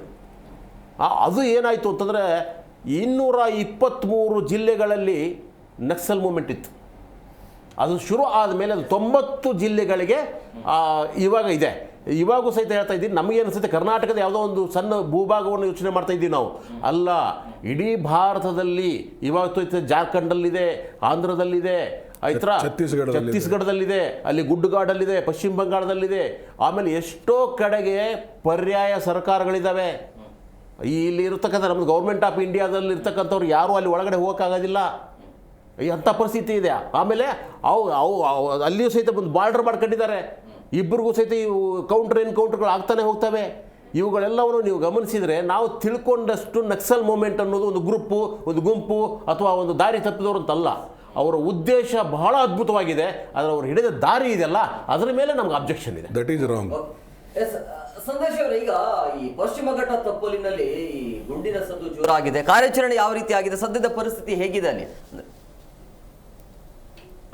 ಎಂ ಕುಮಾರ್, ಏನಿದು ಉಡುಪಿ ಜಿಲ್ಲೆಯ ಕಾರ್ಕಳ ತಾಲೂಕಿನ ಹೆಬ್ರಿ ಕಬ್ಬಿನಹಾಲಿಯ ಸೀತಬೈಲ್ನಲ್ಲಿ ಅಂದ್ರೆ ನಿನ್ನೆ ತಡರಾತ್ರಿ, ಅಂದ್ರೆ ಸೋಮವಾರ ಏನು ತಡರಾತ್ರಿ ANF ಹಾಗೂ ನಕ್ಸಲರ ನಡುವೆ ಒಂದು ಗುಂಡಿನ ಚಕಮಕಿ ಆಗಿದೆ. ಈ ಗುಂಡಿನ ಚಕಮಕಿಯಲ್ಲಿ ಏನು ಅವರ ಒಬ್ಬ ನಾಯಕ ಮುಖಂಡ ವಿಕ್ರಮ್ ಗೌಡ ಏನಿದ್ದಾನೆ ಹತನಾಗಿದ್ದಾನೆ. ಅಂದ್ರೆ ಈ ವಿಕ್ರಮ್ ಗೌಡ ಯಾರು? ಈ ವಿಕ್ರಮ್ ಗೌಡ 2000 ಇಸ್ವಿಯಲ್ಲಿ ಕರಾವಳಿ ಪಡೆ ಅಂತ ಒಂದು ಇವರದೇ ಒಂದು ನಕ್ಸಲ್ ಪಡೆ ಇತ್ತು. ಈ ನಕ್ಸಲ್ ಪಡೆಯಲ್ಲಿ ಆತ ಒಂದಿಷ್ಟು ಅವ್ರ ಜೊತೆಗೆ ತೊಡಗಿಸ್ಕೊಂಡಿದ್ದ, ತನ್ನನ್ನು ತಾನು ತೊಡಗಿಸ್ಕೊಂಡಿದ್ದ. ಈತ ಉಡುಪಿ ಜಿಲ್ಲೆಯವನೇ, ಕಾರ್ಕಳ ತಾಲೂಕಿನವನು. ತೊಡಗಿಸ್ಕೊಂಡಾದ ನಂತರ ಈತ ಏನ್ ಮಾಡಿದ್ದಾನೆ, 2003ರಲ್ಲಿ ಆ ಟೀಮ್ ಜೊತೆ ಎಂಟ್ರಿ ಕೊಡ್ತಾನೆ. ಬಟ್ ಆ ಟೀಮ್ ಜೊತೆ ಎಂಟ್ರಿ ಕೊಟ್ಟಾದ್ಮೇಲೆ ಈತನ ನಾಯಕತ್ವ, ಈತನ ಏನು ಒಂದು ಏನು ಹೋರಾಟ ಇತ್ತು, ಆ ಭಾಗದ ಜನರಿಗೆ ತುಂಬಾ ಈತನ ಹೋರಾಟ ಪುಷ್ಟಿ ಕೊಡ್ತಾ ಇತ್ತು. ಈ ಹಿನ್ನೆಲೆಯಲ್ಲಾಗಿ ಇದೀಗ 2 ತಿಂಗಳ ಹಿಂದೆ ಕೇರಳದಲ್ಲಿ ಒಂದು ಇದೇ ನಕ್ಸಲ್ ಕೋಂಬಿಂಗ್ ಆಗುತ್ತಿರುವ ಹಿನ್ನೆಲೆಯಲ್ಲಿ ಅಲ್ಲಿಂದ ತಪ್ಪಿಸ್ಕೊಂಡು 1 ವಾರದ 2 ವಾರದ ಹಿಂದೆ ಈ ಕಡೆ ಬಂದಿರೋ ಬಂದಿರ್ತಾರೆ, ಪಶ್ಚಿಮ ಘಟ್ಟದ ಈ ಭಾಗಗಳಿಗೆ ಇವರು ಬಂದಿರ್ತಾರೆ. ಇವರ ಜೊತೆಗೆ ವನಜಾಕ್ಷಿ ಮತ್ತೆ ಸುಂದರಿ ಅನ್ನುವ ಇಬ್ರು ಮಹಿಳೆಯರು, ಒಟ್ಟು 4 ಜನ ಇರ್ತಾರೆ. ಇದೀಗ ಏನು ವಿಕ್ರಮ್ ಗೌಡನ ಹತ್ಯೆ ಆದ ನಂತರ ಇವರ ಟೀಮ್ ಅಲ್ಲಿ ಏನು ಇದು ಮಲೆನಾಡು ಟೀಮ್ ಅಂತ ಇತ್ತು, ಈ ಕರಾವಳಿ ಟೀಮ್ ಅಂತ ಏನಿತ್ತು, ಇದು ನೇತ್ರಾವತಿ ಟೀಮ್ ಅಂತ ಇವಾಗ ಮಾಡ್ಕೊಂಡಿದ್ದಾರೆ. ಇನ್ನೊಂದು ಚಿಕ್ಕಮಗಳೂರು ಈ ಭಾಗದಲ್ಲಿ ಮಲೆನಾಡು ಟೀಮ್ ಅಂತ ಇದೆ. ಅಂದ್ರೆ ಇವರು ಇದರಲ್ಲಿ ವನಜಾಕ್ಷಿ ಅಥವಾ ಸುಂದರಿ ಇವರಿಬ್ಬರಲ್ಲೂ ಒಬ್ಬರಿಗೆ ಗಂಭೀರವಾದ ಈಗ ಏನು ಗುಂಡಿನ ಚಕಮಕಿಯಲ್ಲಿ ಗಂಭೀರವಾಗಿ ಗಾಯ ಆಗಿದೆ ಅನ್ನೋ ಒಂದು ವಿಚಾರ ಕೂಡ ಕೇಳಿ ಬರ್ತಾ ಇತ್ತು. ಒಟ್ಟಾರೆಯಾಗಿ ಇವರು 4 ಜನರಲ್ಲಿ ವನಜಾಕ್ಷಿ ಮತ್ತೆ ಸುಂದರಿ ಮತ್ತೆ ವಿಕ್ರಮ್ ಗೌಡ, ಇನ್ನೋರ್ವ ಹೆಸರು ಈಗ ನಮಗೆ ನಿಖರವಾಗಿ ಅದು ಪತ್ತೆ ಹಚ್ಚಲಿಕ್ಕೆ ಆಗ್ಲಿಲ್ಲ. 2005ರಲ್ಲಿ ಹಳ್ಳಿಹೊಳೆ ದೇವರ ಬಾಳುವಿನಲ್ಲಿ ಕೂಡ ಸೇಮ್ ಎನ್ಕೌಂಟರ್ ಆಗಿತ್ತು. ಆವಾಗಲೂ ಕೂಡ ಈ ವಿಕ್ರಮ್ ಗೌಡ ಅದೇ ತಂಡದಲ್ಲಿ ಇದ್ದ ಅನ್ನುವ ಒಂದು ಮಾಹಿತಿ ಕೂಡ ನಮ್ಗೆ ಲಭಿಸಿರುವಂತದ್ದು. ಒಟ್ಟಾರೆಯಾಗಿ ಈಗ ಇವರ ತಂಡ ಏನಿದೆ, ನೇತ್ರಾವತಿ ಅನ್ನುವ ಈ ತಂಡ ಏನಿದೆ, ಈ ತಂಡ ಹಿಂದೆ ಕರಾವಳಿ ಅಂತ ಏನು ತಂಡವಾಗಿತ್ತು, ಇದು ನೇತ್ರಾವತಿ ಆಗಿ ಹೆಸರನ್ನ ಅವರು ಆಗಾಗ ಹೆಸರನ್ನ ಚೇಂಜ್ ಮಾಡ್ಕೊಂತ ಇರ್ತಾರೆ. ಇವರ ಹೋರಾಟ ಹಾಗೆ, ನೇತ್ರಾವತಿ ಅಂದ್ರೆ ನಮ್ಮ ಧರ್ಮಸ್ಥಳದ ಏನು ನದಿ ಇದೆ ಅದನ್ನ ನದಿಯ ಹೆಸರಿಟ್ಟಿದ್ದಾರೆ. ಅಂದ್ರೆ ಈಗ ಕರಾವಳಿ ಈ ಪಶ್ಚಿಮ ಘಟ್ಟದ ಈ ಭಾಗದಲ್ಲಿ ಕಸ್ತೂರಿ ರಂಗನ್ ವರದಿಯ ಒಂದು ಹೋರಾಟ ನಡೀತಾ ಇದೆ. ಇಲ್ಲಿಯ ಸ್ಥಳೀಯ ಜನರು ಪ್ರತಿನಿತ್ಯ ರೋಡಿಗಿಳಿದು DC ಆಫೀಸ್ ಕಚೇರಿಗಳ ಎದುರು ತಮ್ಮ ಹೋರಾಟವನ್ನ ಮಾಡ್ತಾ ಇದ್ದಾರೆ. ಆದಷ್ಟು ಬೇಗ ಅದಕ್ಕೆ ಅವ್ರ ಜೊತೆಗೆ ನಾವು ಈ ಹೋರಾಟದಲ್ಲಿ ಭಾಗಿಯಾಗಿ ಅವ್ರ ಜೊತೆಗೆ ನಾವು ಸ್ಪಂದಿಸಿ ಆ ಜನರ ವಿಶ್ವಾಸವನ್ನ ಗಳಿಸಬೇಕು. ನಾವು ಈ ಹೋರಾಟದಲ್ಲಿ ನಾವು ಕೂಡ ಭಾಗಿಯಾಗಬೇಕು ಅನ್ನೋ ಹಿನ್ನೆಲೆಯಲ್ಲಿ ವಿಕ್ರಮ್ ಗೌಡ ತಂಡ ಈ ಒಂದು ಪ್ಲಾನ್ ಅನ್ನ ಮಾಡಿತ್ತು. ಆದ್ರೆ ಈ ಪ್ಲಾನ್ ಸಕ್ಸಸ್ ಆಗಿಲ್ಲ.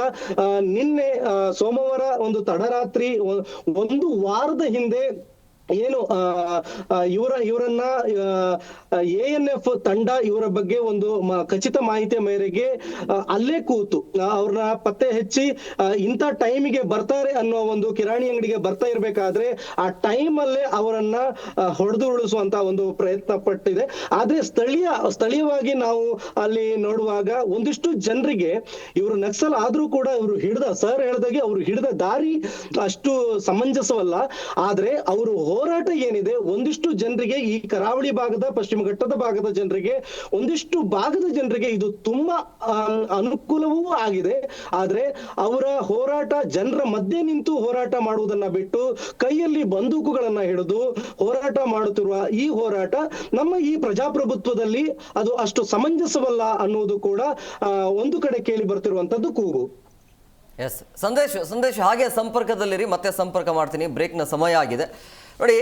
ಬ್ರೇಕ್ ಆದ ಬಳಿಕ ಪ್ರಮುಖವಾಗಿ ಈ ನಕ್ಸಲರ ಉದ್ದೇಶಗಳೇನು, ಜೊತೆಗೆ ಇಂತಹ ಚಟುವಟಿಕೆಯನ್ನು ತಡೆ ಹಿಡಿಯೋದಕ್ಕೆ ಎನ್ಕೌಂಟರ್ ಒಂದೇ ಕಾರಣನ, ಅದರ ಬಗ್ಗೆ ಚರ್ಚೆ ಮಾಡ್ತೀವಿ. ಸರ್, ಈಗ ಆಗಲೇ ಹೇಳಿದ್ರಿ ಇವರ ಒಂದು ಉದ್ದೇಶ ಸರಿ ಇದೆ, ಅದ್ರ ಬಟ್ ಇಂಥ ಚಟುವಟಿಕೆ ಅನ್ನೋದು ಸರಿ ಇಲ್ಲ, ಈ ಚಟುವಟಿಕೆಯಲ್ಲಿ ಅವರು ಭಾಗಿಯಾಗ್ತಿರೋದು ಸರಿ ಇಲ್ಲ ಅಂತೇಳಿ ಅವ್ರ ಉದ್ದೇಶ ಏನಿರ್ಬೋದು? ಅವರು ಐಡಿಯಾಲಜಿಗಳು ಒಂದು ದೃಷ್ಟಿಯಿಂದ ಒಳ್ಳೆಯದೇ. ಅವು ಸಮಾಜಕ್ಕೆ ಸಮಾನತೆ ತರೋದು, ಆರ್ಥಿಕವಾಗಿ ಎಲ್ಲರೂ ಸಬಲರಾಗಬೇಕು, ಎಲ್ಲರಿಗೂ ಈಕ್ವಲ್ ಶೇರ್ ಆಗಬೇಕು. ಕೇವಲ ಜಮೀನ್ದಾರರು ಮಾತ್ರ ಬದುಕಬಾರ್ದು, ಬಡವರು ಸದಾ ಬದುಕಬೇಕು. ಜೊತೆಗೆ ಕಾರ್ಮಿಕರು ಅವರಿಗೆ ಒಳ್ಳೆಯ ವೇತನ ಆಗಬೇಕು, ಒಳ್ಳೆಯ ಲಿಮಿಟೆಡ್ ಅವರ್ಸ್ ದುಡಿಬೇಕು. ಜೀತ ಆದಂಗೆ 24 ಗಂಟೆ ದುಡಿಯೋದಲ್ಲ. ಅವ್ರಿಗೂ ಮನುಷ್ಯರು, ಅವ್ರಿಗೂ ಸರಿ ಐಡಿಯಾಲಜಿ ಇಸ್ ವೆರಿ ಗುಡ್, ಈ ತಪ್ಪಂತಲ್ಲ. ಆದರೆ ಹಿಡಿದ ದಾರಿ ಭಾಳ ರಾಂಗ್ ಇದೆ. ಅವರು ಕಾನೂನನ್ನು, ಪ್ರಜಾಪ್ರಭುತ್ವದಲ್ಲಿ ಕಾನೂನು ಪಾಲನೆ ಮಾಡಬೇಕಾಗ್ತದೆ. ಬಂದೂಕನ್ನು ಕೈಯಲ್ಲಿ ಹಿಡಿದು ತಾವೇ ಕಾನೂನನ್ನು ಚಲಾವಣೆ ಮಾಡಿದ್ರೆ ಅದು ಅನಿವಾರ್ಯವಾಗಿ ಅವ್ರ ಮೇಲೆ ಗೌರ್ಮೆಂಟ್ ಆಗಲಿ ಕಾನೂನಲ್ಲಿ ಆ್ಯಕ್ಷನ್ ತೊಗೋಬೇಕಾಗ್ತದೆ. ಸೊ ಈ ಹಿಡಿದ ದಾರಿ ಭಾಳ ತಪ್ಪಿದೆ, ಅದನ್ನು ಸುಧಾರಣೆ ಆಗಬೇಕು. ಹಿಂದೆ ಸಾಕಷ್ಟು ಗೌರ್ಮೆಂಟ್ದವರು ಈ ಕಸ್ತೂರಿ ರಂಗನ್ ವರದಿ ಪ್ರಕಾರ ಭಾಳಷ್ಟು ಸುಧಾರಣೆಗಳನ್ನು ಮಾಡಿದ್ದಾರೆ, ಇಲ್ಲ ಅಂತಲ್ಲ. ಆದರೂ ಇನ್ನೂ ಕೆಲವೊಂದು ಬೇಡಿಕೆಗಳು ಈಡೇರಿಲ್ಲ. ಈಗ ನಕ್ಸಲಿಸಮ್ ಯಾಕೆ ಸ್ಟಾರ್ಟ್ ಆಯಿತು? ಜಮೀನ್ದಾರಿಕೆ ವಿರುದ್ಧ, ಶ್ರೀಮಂತರು ಮಾಡುವಂಥ ಅನ್ಯಾಯ ಅತ್ಯಾಚಾರದ ವಿರುದ್ಧ, ಸಮಾನ ಪಾಲು, ಸಮಾನ ಬಾಳು, ಸಮಾನ ಪಾಲು, ಇದ್ರ ಬಗ್ಗೆ. ಆಮೇಲೆ ಲೋಕಲ್ ಪ್ರಾಬ್ಲಮ್ಸ್ ಏನಿದ್ದಾವೆ ಅವನ್ನ ಯಾರು ಸರ್ಕಾರದವರು ಅದ್ರ ಲಕ್ಷ್ಯ ವಹಿಸೋದಿಲ್ಲ. ಅವು ಎಸ್ಪೆಷಲಿ ಗುಡ್ಡಗಾಡು ಜನರಲ್ಲಿ ಇರುವಂಥ ಸಮಸ್ಯೆಗಳೇನು, ಅವ್ರಿಗೆ ದಾರಿ, ಕರೆಂಟು, ನೀರು, ಡೆವಲಪ್ಮೆಂಟು ಏನೂ ಇಲ್ಲ. ನೀವು ನೋಡಿ, ಕೆಲವೊಂದು ಹಳ್ಳಿಗಳಲ್ಲಿ ನಾವು ಈಗ ನೋಡ್ತೇವೆ, ಕಾರವಾರದಲ್ಲಿ, ಆ ಕಡೆ ಚಿಕ್ಕಮಗಳೂರು, ರಸ್ತೆ ಸಹ ಇರುವುದಿಲ್ಲ. ಡೆಬ್ಬಿ ಹೊತ್ಕೊಂಡು ಹೋಗ್ತಾರೆ ಬಾಯಿಗೆ. ಎಲೆಕ್ಷನ್ ಟೈಮ್ನಲ್ಲಿ ಬಾಕ್ಸ್ಗಳನ್ನು ಹೊತ್ಕೊಂಡು ಹೋಗಿ ಅಲ್ಲಿ ಬಾಯಿ ವಾಕ್ ಹೋಗ್ಬೇಕು, ಜೀಪ್ ಹೋಗುವಂಗಿಲ್ಲ. ಯಾಕಂದ್ರೆ ಅಲ್ಲಿ 1 ಕಿಲೋಮೀಟರ್ಗೆ 1 ಮನೆ, 2 ಮನೆ, 3 ಮನೆ ಇರುವಾಗ ಎಲ್ಲೆಲ್ಲಿ ರಸ್ತೆ ಮಾಡ್ತಾರೆ, ಗೌರ್ಮೆಂಟ್ ಮಾಡಬೇಕಾದ್ರೂ ಆಸಕ್ತಿ ವಹಿಸಿ ಅಲ್ಲಿರುವಂಥ ಜನಪ್ರತಿನಿಧಿಗಳು ಆಸಕ್ತಿ ವಹಿಸಿ ಅವ್ರ ಸಮಸ್ಯೆಗಳೇನು ಅದನ್ನು ಸರಿಯಾದಂಥ ಪರಿಹಾರ ಸರ್ಕಾರ ಕೈಗೊಂಡ್ರೆ ಯಾವ ಸಮಸ್ಯೆಗಳು ಉದ್ಭವಿಸೋದಿಲ್ಲ. ಈಗ ಒಂದೇನಾಗಿದೆ, ಅವರು ಬೇಡಿಕೆಗಳನ್ನು ಕೇಳೋರು ಯಾರೂ ಇಲ್ಲ. ನಮ್ಮ ಅಧಿಕಾರಿಗಳಿಗೆ ಆ ಸಿಂಪತಿ ಇಲ್ಲ, ಅವ್ರ ಬಗ್ಗೆ ಕಳಕಳಿ ಇಲ್ಲ. ಬಡವ್ರ ಬಗ್ಗೆ ಆಗಲಿ, ಅಲ್ಲಿರುವಂಥ ಸಮಸ್ಯೆಗಳು, ಜಲವಂತ ಸಮಸ್ಯೆಗಳನ್ನು ಏನು ಫೇಸ್ ಮಾಡ್ತಾರೆ ಜನ, ಅಲ್ಲಿ ವಾಸಿಸುವಂಥ ಜನ ಏನು ತೊಂದರೆ ಅನುಭವಿಸ್ತಾ ಇದ್ದಾರೆ ಅನ್ನುವಂಥ ಅಧಿಕಾರಿಗಳು, ತಹಸೀಲ್ದಾರ್ ಆಗಲಿ, AC ಆಗಲಿ, DC ಆಗಲಿ, SP ಆಗಲಿ ಸ್ವತಃ ಅಲ್ಲಿ ಹೋಗಿ ಅವ್ರಿಗೆ ವಿಚಾರಿಸಿ ಮಾಡಿ ಎಲ್ಲ ಅವ್ರಿಗೆ ಏನು ತೊಂದರೆ ಇದೆ, ಏನು ಸಮಸ್ಯೆ ಇದೆ ಅಂತ ಲಿಸ್ಟ್ ಮಾಡ್ಕೊಂಬಂದು ಅವರು ಇಡೀ ಟೀಮನ್ನೇ ಕರ್ಕೊಂಡು ಹೋಗಿ ಕೂತ್ಕೊಳ್ಳಿ, ಅಲ್ಲಿ ಸಮಸ್ಯೆ ಬಗೆಯಿರಲಿ ಅವ್ರನ್ನ.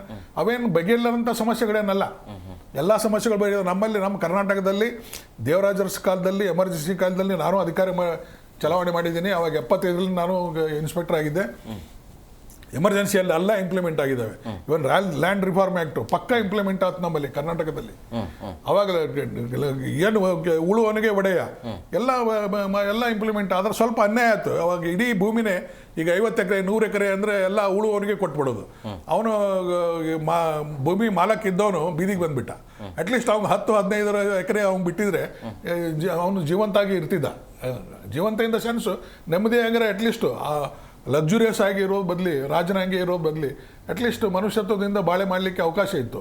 ಅವ್ನಿಗೆ ಯಾವ ಲ್ಯಾಂಡು ಕೊಡಲಿಲ್ಲ, ಎಲ್ಲನೂ ಕಸ್ಕೊಂಡು ಹಂಚಿಬಿಟ್ರು. ಸ್ವಲ್ಪ ಅನ್ಯಾಯ ಆಗ್ತದು. ಯಾರು ಶ್ರೀಮಂತಿರುವಂಥ ಈ ಮಠಗಳು, ಆಮೇಲೆ ಈ ದೇವಸ್ಥಾನಗಳಲ್ಲಿರುವಂಥ ಭೂಮಿಗಳು, ಈ ಕುಲಕರ್ಣಿ ಜಮೀನ್ದಾರರು, ಆಮೇಲೆ ನಾಡಗೌಡರು, ದೇಸಾಯರು, ಧನ್ಯರು, ಇವು ಪಟೇಲರು, ಇವರೆಲ್ಲ ಜಮೀನುಗಳನ್ನು ಎಲ್ಲ ಹಂಚಿ ಹೋಗೋದ್ರಿಂದ ಕೆಲವೊಬ್ಬರಿಗೆ ಬೀದಿಗೂ ಬಂದುಬಿಟ್ರು. ಪಾಪ ನಾವು ಕೆಲವೊಬ್ಬರಿಗೆ ಅನ್ಯಾಯ ಆಗಿದೆ, ಇಲ್ಲ ಅಂತಲ್ಲ. ಬಟ್ ಮೆಜಾರಿಟಿ ಬಡವರಿಗೆ ಒಳ್ಳೆಯದಾಗಿದೆ ಅದರಲ್ಲಿಂದ. ಅದನ್ನು ಸರಿಯಾಗಿ ಈಕ್ವಲಿ ಡಿಸ್ಟ್ರಿಬ್ಯೂಷನ್ ಮಾಡಬೇಕಾಗಿತ್ತು ಗೌರ್ಮೆಂಟ್ದವರು. ಆ ಈಕ್ವಲಿ ಡಿಸ್ಟ್ರಿಬ್ಯೂಷನ್ ಆಗಲಿಲ್ಲ. ಇನ್ನೂವರೆಗೂ ನಡೆದಿದೆ, ಇನ್ನೂ ಮುಗಿದಿಲ್ಲ. ಬರೀ ಆ ಲ್ಯಾಂಡ್ ಡಿಸ್ಪ್ಯೂಟ್ ಸಲುವಾಗಿ ಟ್ರಿಬ್ಯುನಲ್ಸ್ ಇನ್ನೂ ಸ್ಟಾರ್ಟ್ ಇದ್ದಾವೆ. ಟ್ರಿಬ್ಯುನಲ್ಗಳು ಇನ್ನೂ ನಡೀತಾ ಇದ್ದಾವೆ. ಟ್ರಿಬ್ಯುನಲ್ ಮೆಂಬರ್ ಮಾಡಿದ್ದಾರೆ. ಆ ಟ್ರಿಬ್ಯುನಲ್ದಲ್ಲಿ ಏನು ಆರ್ಡರ್ ಆಗ್ತವೆ ಹೈಕೋರ್ಟಿಗೆ ಅಪೀಲ್ ಮಾಡ್ಬೋದು. ಅವರು ಹೈಕೋರ್ಟ್ನಲ್ಲಿ ಅವರು ಡಿಸಿಷನ್ ತೊಗೋಬೋದು. ಬಟ್ ಭಾಳ ತೊಂದರೆ ಆಗ್ತದೆ. ಈಗ ತಿನ್ಲಿಕ್ಕೇ ಕೂಳಿಲ್ಲ, ಹೈಕೋರ್ಟಿಗೆ ಹೋಗು, ಟ್ರಿಬ್ಯುನಲ್ಗೆ ಹೋಗು ಅಂದರೆ ಎಲ್ಲಿ ಹೋಗಕ್ಕೆ ಸಾಧ್ಯ ಇದೆ? ಸರ್ಕಾರದವರು ಸರಿಯಾದಂಥ ಕಾನೂನನ್ನು ರಿಫಾರ್ಮ್ ಮಾಡ್ಬೇಕು. ಅದನ್ನು ರಿಫಾರ್ಮ್ ಮಾಡಿ ಆ್ಯಕ್ಟನ್ನು ಸರಿಯಾದಂಥ ರೀತಿಯಲ್ಲಿ ಚಲಾವಣೆ ಮಾಡಿದ್ರೆ ಎಲ್ಲರಿಗೂ ಈಕ್ವಲ್ಲು, ಸಮಪಾಲು ಇವೆಲ್ಲ ಆಗಬೇಕಾಗ್ತದೆ. ಪ್ರಜಾಪ್ರಭುತ್ವದಲ್ಲಿ ಏನಾಗ್ಬಿಡ್ತದೆ, ಈಗಾದರೂ ನೋಡಿ ನಮ್ಮದು GDP 7.2 ಇದೆ, 8 ತನಕ ಹೋಗ್ತದೆ. 5 ಟ್ರಿಲಿಯನ್ನು 10 ಟ್ರಿಲಿಯನ್ನು ಲೆಕ್ಕ ಮಾಡ್ತೀವಿ. ಆ ಶ್ರೀಮಂತರಿದ್ದವರು ಎಷ್ಟು ಮಂದಿ ಇದ್ದಾರೆ? ಬರೀ 100 ಮಂದಿಯಲ್ಲಿ 60% ದುಡ್ಡಿದೆ. ಬರೀ 100 ಜನರಲ್ಲಿ. ಇಡೀ 140 ಕೋಟಿ ಜನಸಂಖ್ಯೆಯಲ್ಲಿ 140 ಕೋಟಿ ಜನಸಂಖ್ಯೆಯಲ್ಲಿ ಬರೀ 100 ಜನರಲ್ಲಿ 40% ದುಡ್ಡಿದೆ ಅವ್ರ ಹತ್ರ. ಬರೀ 100 ಮಂದಿಯಲ್ಲಿ. ಉಳಿದ 60 ಮಂದಿಯಲ್ಲಿ ಮತ್ತು ಕೆಲವೊಂದು ಬೇರೆಯವರು ಇದ್ದಾರೆ. ಆಮೇಲೆ 60% ಪೇ ಟ್ಯಾಕ್ಸ್ ಮಾಡೋರು ಜನಸಾಮಾನ್ಯರು. ಸರ್ಕಾರಕ್ಕೆ ಟ್ಯಾಕ್ಸ್ ಕಟ್ಟರು ಜನಸಾಮಾನ್ಯರು. ಈಗೆಲ್ಲ ನಕ್ಸಲೈಟರು ಅವರೇನು ಜೀದ್ದಾಳಲ್ಲ, ಅವರೇನು ಅನ್ಪಡ್ಗಳಲ್ಲ, ರೌಡಿಸಮ್ ಮಾಡಿದ್ರಲ್ಲ, ಕೇಡಿಗಳಲ್ಲ. They are all well educated. ಎಲ್ಲ ಡಾಕ್ಟರ್ಸು, ಇಂಜಿನಿಯರ್ಸು, ದೊಡ್ಡ ದೊಡ್ಡ ಶ್ರೀಮಂತರು. ಸಾಕಿತ್ ರಾಜನ್ ಅವನೇನು ದೊಡ್ಡ ಶ್ರೀಮಂತ, ಅವನಿಗೇನು ಬೇಕಾಗಿರಲಿಲ್ಲ ಇದನ್ನು ರಿಫಾರ್ಮ್ ಮಾಡೋದು. ಆರಾಮಾಗಿ ಲಕ್ಸುರಿಯಸ್ ಆಗಿ ಇದು ಕಳಿಬಹುದಾಗಿತ್ತು. ಆದರೆ ಹಿಡಿದ ದಾರಿ ಭಾಳ ತಪ್ಪು. ಈಗ ಸರ್ಕಾರದ ಒಂದು ಕಾನೂನು ಮಾಡಿ ಅಂದರೆ ಆ ಕಾನೂನಕ್ಕೆ ನಾವು ಬೆಲೆ ಕೊಡಬೇಕು. ಈ ದೇಶದ ಪ್ರಜೆಯಾಗಿ, ಈ ದೇಶದ ಪ್ರಜಾಪ್ರಭುತ್ವದ ಪ್ರತಿನಿಧಿಯಾಗಿ ಅಥವಾ ಪ್ರಜಾಪ್ರಭುತ್ವದ ಪ್ರಜೆಯಾಗಿ ನಮ್ಮ ಕಾನೂನಿಗೆ ನಾವು ಬೆಲೆ ಕೊಡದಿದ್ರೆ ಇನ್ಯಾರು ಕೊಡಬೇಕು? ಈ ದೇಶದ ಕಾನೂನು we paid for it, we meant for it. ಕಾನೂನು ಇರೋದು ನಮ್ಮ ಸಲುವಾಗಿ, ನಮ್ಮ ಸುಧಾರಣೆ ಸಲುವಾಗಿ. ಅದಕ್ಕೆ ನಾವು ಗೌರವ ಕೊಡಬೇಕಾಗ್ತದೆ. ಆ ಗೌರವವನ್ನು ಕೊಡದೆ ತಾವೇ ಕಾನೂನನ್ನು ಕೈಯಲ್ಲಿ ತೆಗೆದುಕೊಂಡು ನಾವೇ ಸುಧಾರಣೆ ಮಾಡ್ತೇವೆ ಅಂತೇಳೋದು ಮಾವೋವಾದಿಗಳ ಬೆಂಬಲದಿಂದ. ಈ ನೋಡಿ, ಇದು ಹುಟ್ಟಬೇಕಾದ್ರೆ ಒಂದು ಕಾರಣ ಹೇಳ್ತೇನೆ. ಇದೆಲ್ಲ ಅನ್ಯಾಯದ ವಿರುದ್ಧ, ಸಮಾಜದಲ್ಲಿ ಆಗುವಂಥ ಅನ್ಯಾಯಗಳನ್ನು ನೋಡಿ ಸಾಕಾಗಿ ರೆಬೆಲ್ ಒಂದು ಗ್ರೂಪ್ ಸ್ಟಾರ್ಟ್ ಆಯಿತು ಮಾವೋವಾದಿಗಳ ಸಪೋರ್ಟ್ದಿಂದ. ಅದು ಸ್ಟಾರ್ಟ್ ಆಗಿದ್ದೇ ನಮ್ಮ ವೆಸ್ಟ್ ಬೆಂಗಾಲ್ದಲ್ಲಿ. ಆ ವೆಸ್ಟ್ ಬೆಂಗಾಲ್ ಮಂದಿ ಭಾಳ ಬುದ್ಧಿವಂತರು. ಅವರೆಲ್ಲ ಮೀನಾ ತಿನ್ನೋರು, ಭಾಳ ಶಾರ್ಪ್ ಮಂದಿ. ಏನೇ ಕ್ರಾಂತಿಗಳಾಗಬೇಕಾದ್ರೂ ಅಲ್ಲಿಂದನೇ ಆಗಿದ್ದಾವೆ ದೇಶದಲ್ಲಿ. ಇವನ್ ಪ್ರಜಾಪ್ರಭುತ್ವ ನಮ್ಮದು ಇಂಡಿಪೆಂಡೆನ್ಸ್ ಸಿಗಬೇಕಾದ್ರೂ ಅಲ್ಲಿಂದ ಸ್ಟಾರ್ಟ್ ಆಯ್ತು. ಸುಭಾಷ್ ಚಂದ್ರ ಬೋಸ್ ಎಲ್ಲಿಯವರು? Is from west Bengal. Rabindranath Tagore west Bengal. ಎಲ್ಲ ಬುದ್ಧಿಜೀವಿಗಳು, ಎಲ್ಲ ಕ್ರಾಂತಿಕಾರಿ ಜನ ಮನೋಭಾವನೆ, ಎಲ್ಲ ಆ ಬೀಜಗಳು ಹುಟ್ಟೋದೆಲ್ಲ ಅಲ್ಲೇ ಅದೇ ಭಾಗದಲ್ಲಿ ವಿತ್ ಮಾವೋವಾದಿಗಳು. ಎಲ್ಲೆಲ್ಲಿ ಮಾವೋವಾದಿಗಳು ದೇಶವನ್ನು ಆಳಿದ್ದಾರೆ ಆ ಭಾಗದಲ್ಲಿ ಇದು ಸ್ಟ್ರಾಂಗ್ ಆಗಿದೆ. ನಕ್ಸಲೈಟ್ ಛತ್ತೀಸ್ಗಢ ಆಗಲಿ, ಆಮೇಲೆ ಎಲ್ಲಿ ಗುಡ್ಡಗಾಡು ಪ್ರದೇಶ ಎಲ್ಲೆಲ್ಲಿದ್ದಾವೆ, ಮೈನ್ಸ್ ಎಲ್ಲೆಲ್ಲಿದ್ದಾವೆ, ಈ ನಮ್ಮ ಆಂಧ್ರ, ಕೇರಳದಲ್ಲಿ ಇನ್ನೂ ಅವರೇ ಆಳ್ತಾ ಇದ್ದಾರೆ. ಸೊ ಹಿಂಗಾಗಿ ಇಂಡೈರೆಕ್ಟ್ ಆಗಿ ಅವ್ರದ್ದು ಸಪೋರ್ಟ್ ಇದ್ದೇ ಇದೆ ಅವ್ರ ಮೇಲೆ. ಫರ್ಮ್ ಆಗಿ ಆ್ಯಕ್ಷನ್ ತೊಗೊಳ್ಳಿಲ್ಲ. ಹೀಗಾಗಿ ಅದು ಬೆಳೀತಾ ವಿತ್ ಗೌರ್ಮೆಂಟ್ ಸಪೋರ್ಟು ಅವ್ರು ಫರ್ಮ್ ಆಗಿ ಆ್ಯಕ್ಷನ್ ಯಾಕಂದ್ರೆ ಅಲ್ಲಿರೋರೇ ಇಲ್ಲಿ ರಾಜ್ಯ ಆಳ್ಲಿಕ್ಕೆ ಬಂದರು. ಅವರು ಕಮ್ಯುನಿಸ್ಟ್ ಗೌರ್ಮೆಂಟ್ದಲ್ಲಿ CPIM ಆಗಲಿ CPI ಆಗಲಿ ಮಾವೋವಾದಿಗಳ ಬೆಂಬಲದಿಂದ ಇವರು ಮಾವೋವಾದಿಗಳ ಪ್ರತಿನಿಧಿಗಳೇ ಆಗಿದ್ರು. ಅಲ್ಲಿನೂ ಅವರು ಲೀಡರ್ಗಳೇ ಆಗಿದ್ರು. ಅವರು ಯಾವಾಗ ಅವ್ರನ್ನ ಮಾತು ಕೇಳಲಿಲ್ಲ, ಅವ್ರನ್ನ ನಡೀಲಿಲ್ಲ, ಅವಾಗ ಸ್ವಂತ ತಾವೇ ತಮ್ಮದು ರೆಬೆಲ್ ಗೌರ್ಮೆಂಟ್ ಅನ್ನ ಸ್ಟಾರ್ಟ್ ಮಾಡಿಬಿಟ್ರು. ಓಕೆ, ಬ್ರೇಕ್ನ ಸಮಯ ಆಗಿದೆ, ಬ್ರೇಕ್ ತಗೊಂಡು ಬಿಡೋಣ. ಸಂದೇಶ್ ಹಾಗೆ ಸಂಪರ್ಕದಲ್ಲಿರಿ. ಬ್ರೇಕ್ ಆದ ಬಳಿಕ ಪ್ರಮುಖವಾಗಿ ಇಲ್ಲಿ ಸರ್ಕಾರದಿಂದ ಮನೋಪರಿವರ್ತನೆ ಅನ್ನುವಂಥ ಒಂದು ಕಾನೂನು ಏನಿದೆಯಲ್ಲ ಅದಕ್ಕೆ ತಲೆ ಬಾಗ್ತಾರ ಇಲ್ಲ ಅನ್ನೋದ್ರ ಬಗ್ಗೆ, ಅದರಿಂದ ಯಾರಿಗೆಲ್ಲ ಪ್ಲಸ್ ಆಗುತ್ತೆ ಮೈನಸ್ ಆಗುತ್ತೆ ಅದ್ರ ಬಗ್ಗೆ ಚರ್ಚೆ ಮಾಡ್ತೀವಿ. ಶಶಿಕಾಂತ್ ಸರ್, ಈಗ ಈ ನಕ್ಸಲ್ ಚಟುವಟಿಕೆಯನ್ನು ತಡೆಯೋದಕ್ಕೆ ಎನ್ಕೌಂಟರ್ ಒಂದೇ ಪರಿಹಾರನ?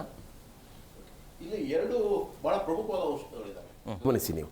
ಇದಕ್ಕೆ ನಾವು ಹಿಂಸೆಯನ್ನು ಅವರು ಆಯುಧವಾಗಿ ಮಾಡ್ಕೊಂಡಿದ್ದಾರೆ ಅಂತ ನಾವೆಲ್ಲರೂ ಅಂದ್ಕೊಂಡಿದ್ದೀವಿ. ತಪ್ಪು, ಅರ್ಥ ಮಾಡ್ಕೊಳ್ಳಿ. ಅವರು ಹಿಂಸೆಯನ್ನು ಆಯುಧವಾಗಿ ಮಾಡ್ಕೊಂಡಿಲ್ಲ.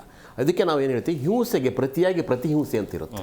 ಯಾವಾಗಲೂ ಈ ಸ್ಟೇಟ್ ಪ್ರಭುತ್ವ ಅಂತ ಏನಿದೆಯೋ ಇದು ಏನಾಗುತ್ತೆ, ಬಡವರ ಮೇಲೆ, ಭೂಹೀನರ ಮೇಲೆ, ಕಾರ್ಮಿಕರ ಮೇಲೆ, ಅತ್ಯಂತ ಕೆಳ ಮತ್ತು ತಳ ಸಮುದಾಯದ ಮೇಲೆ ಹಿಂಸೆಯನ್ನು ಬೇರೆ ಬೇರೆ ರೂಪದಲ್ಲಿ ಹೇರ್ತಾ ಹೋಗುತ್ತೆ. ಅದು ಹಸಿವಿನ ಹಿಂಸೆ ಆಗಿರ್ಬೋದು, ಅಥವಾ ಅವ್ರಿಗೆ ಏನೇನು ಕೆಲಸ ದಕ್ಕದ ಹಾಗೆ ಮಾಡುವಂಥ ಹಿಂಸೆ ಇರ್ಬೋದು, ಅವ್ರಿಗೆ ಯಾವ ಭೂಮಿಯ ಒಡೆತನ ಕೊಡದೇ ಇರತಕ್ಕಂಥ ಹಿಂಸೆ ಆಗಿರಬಹುದು.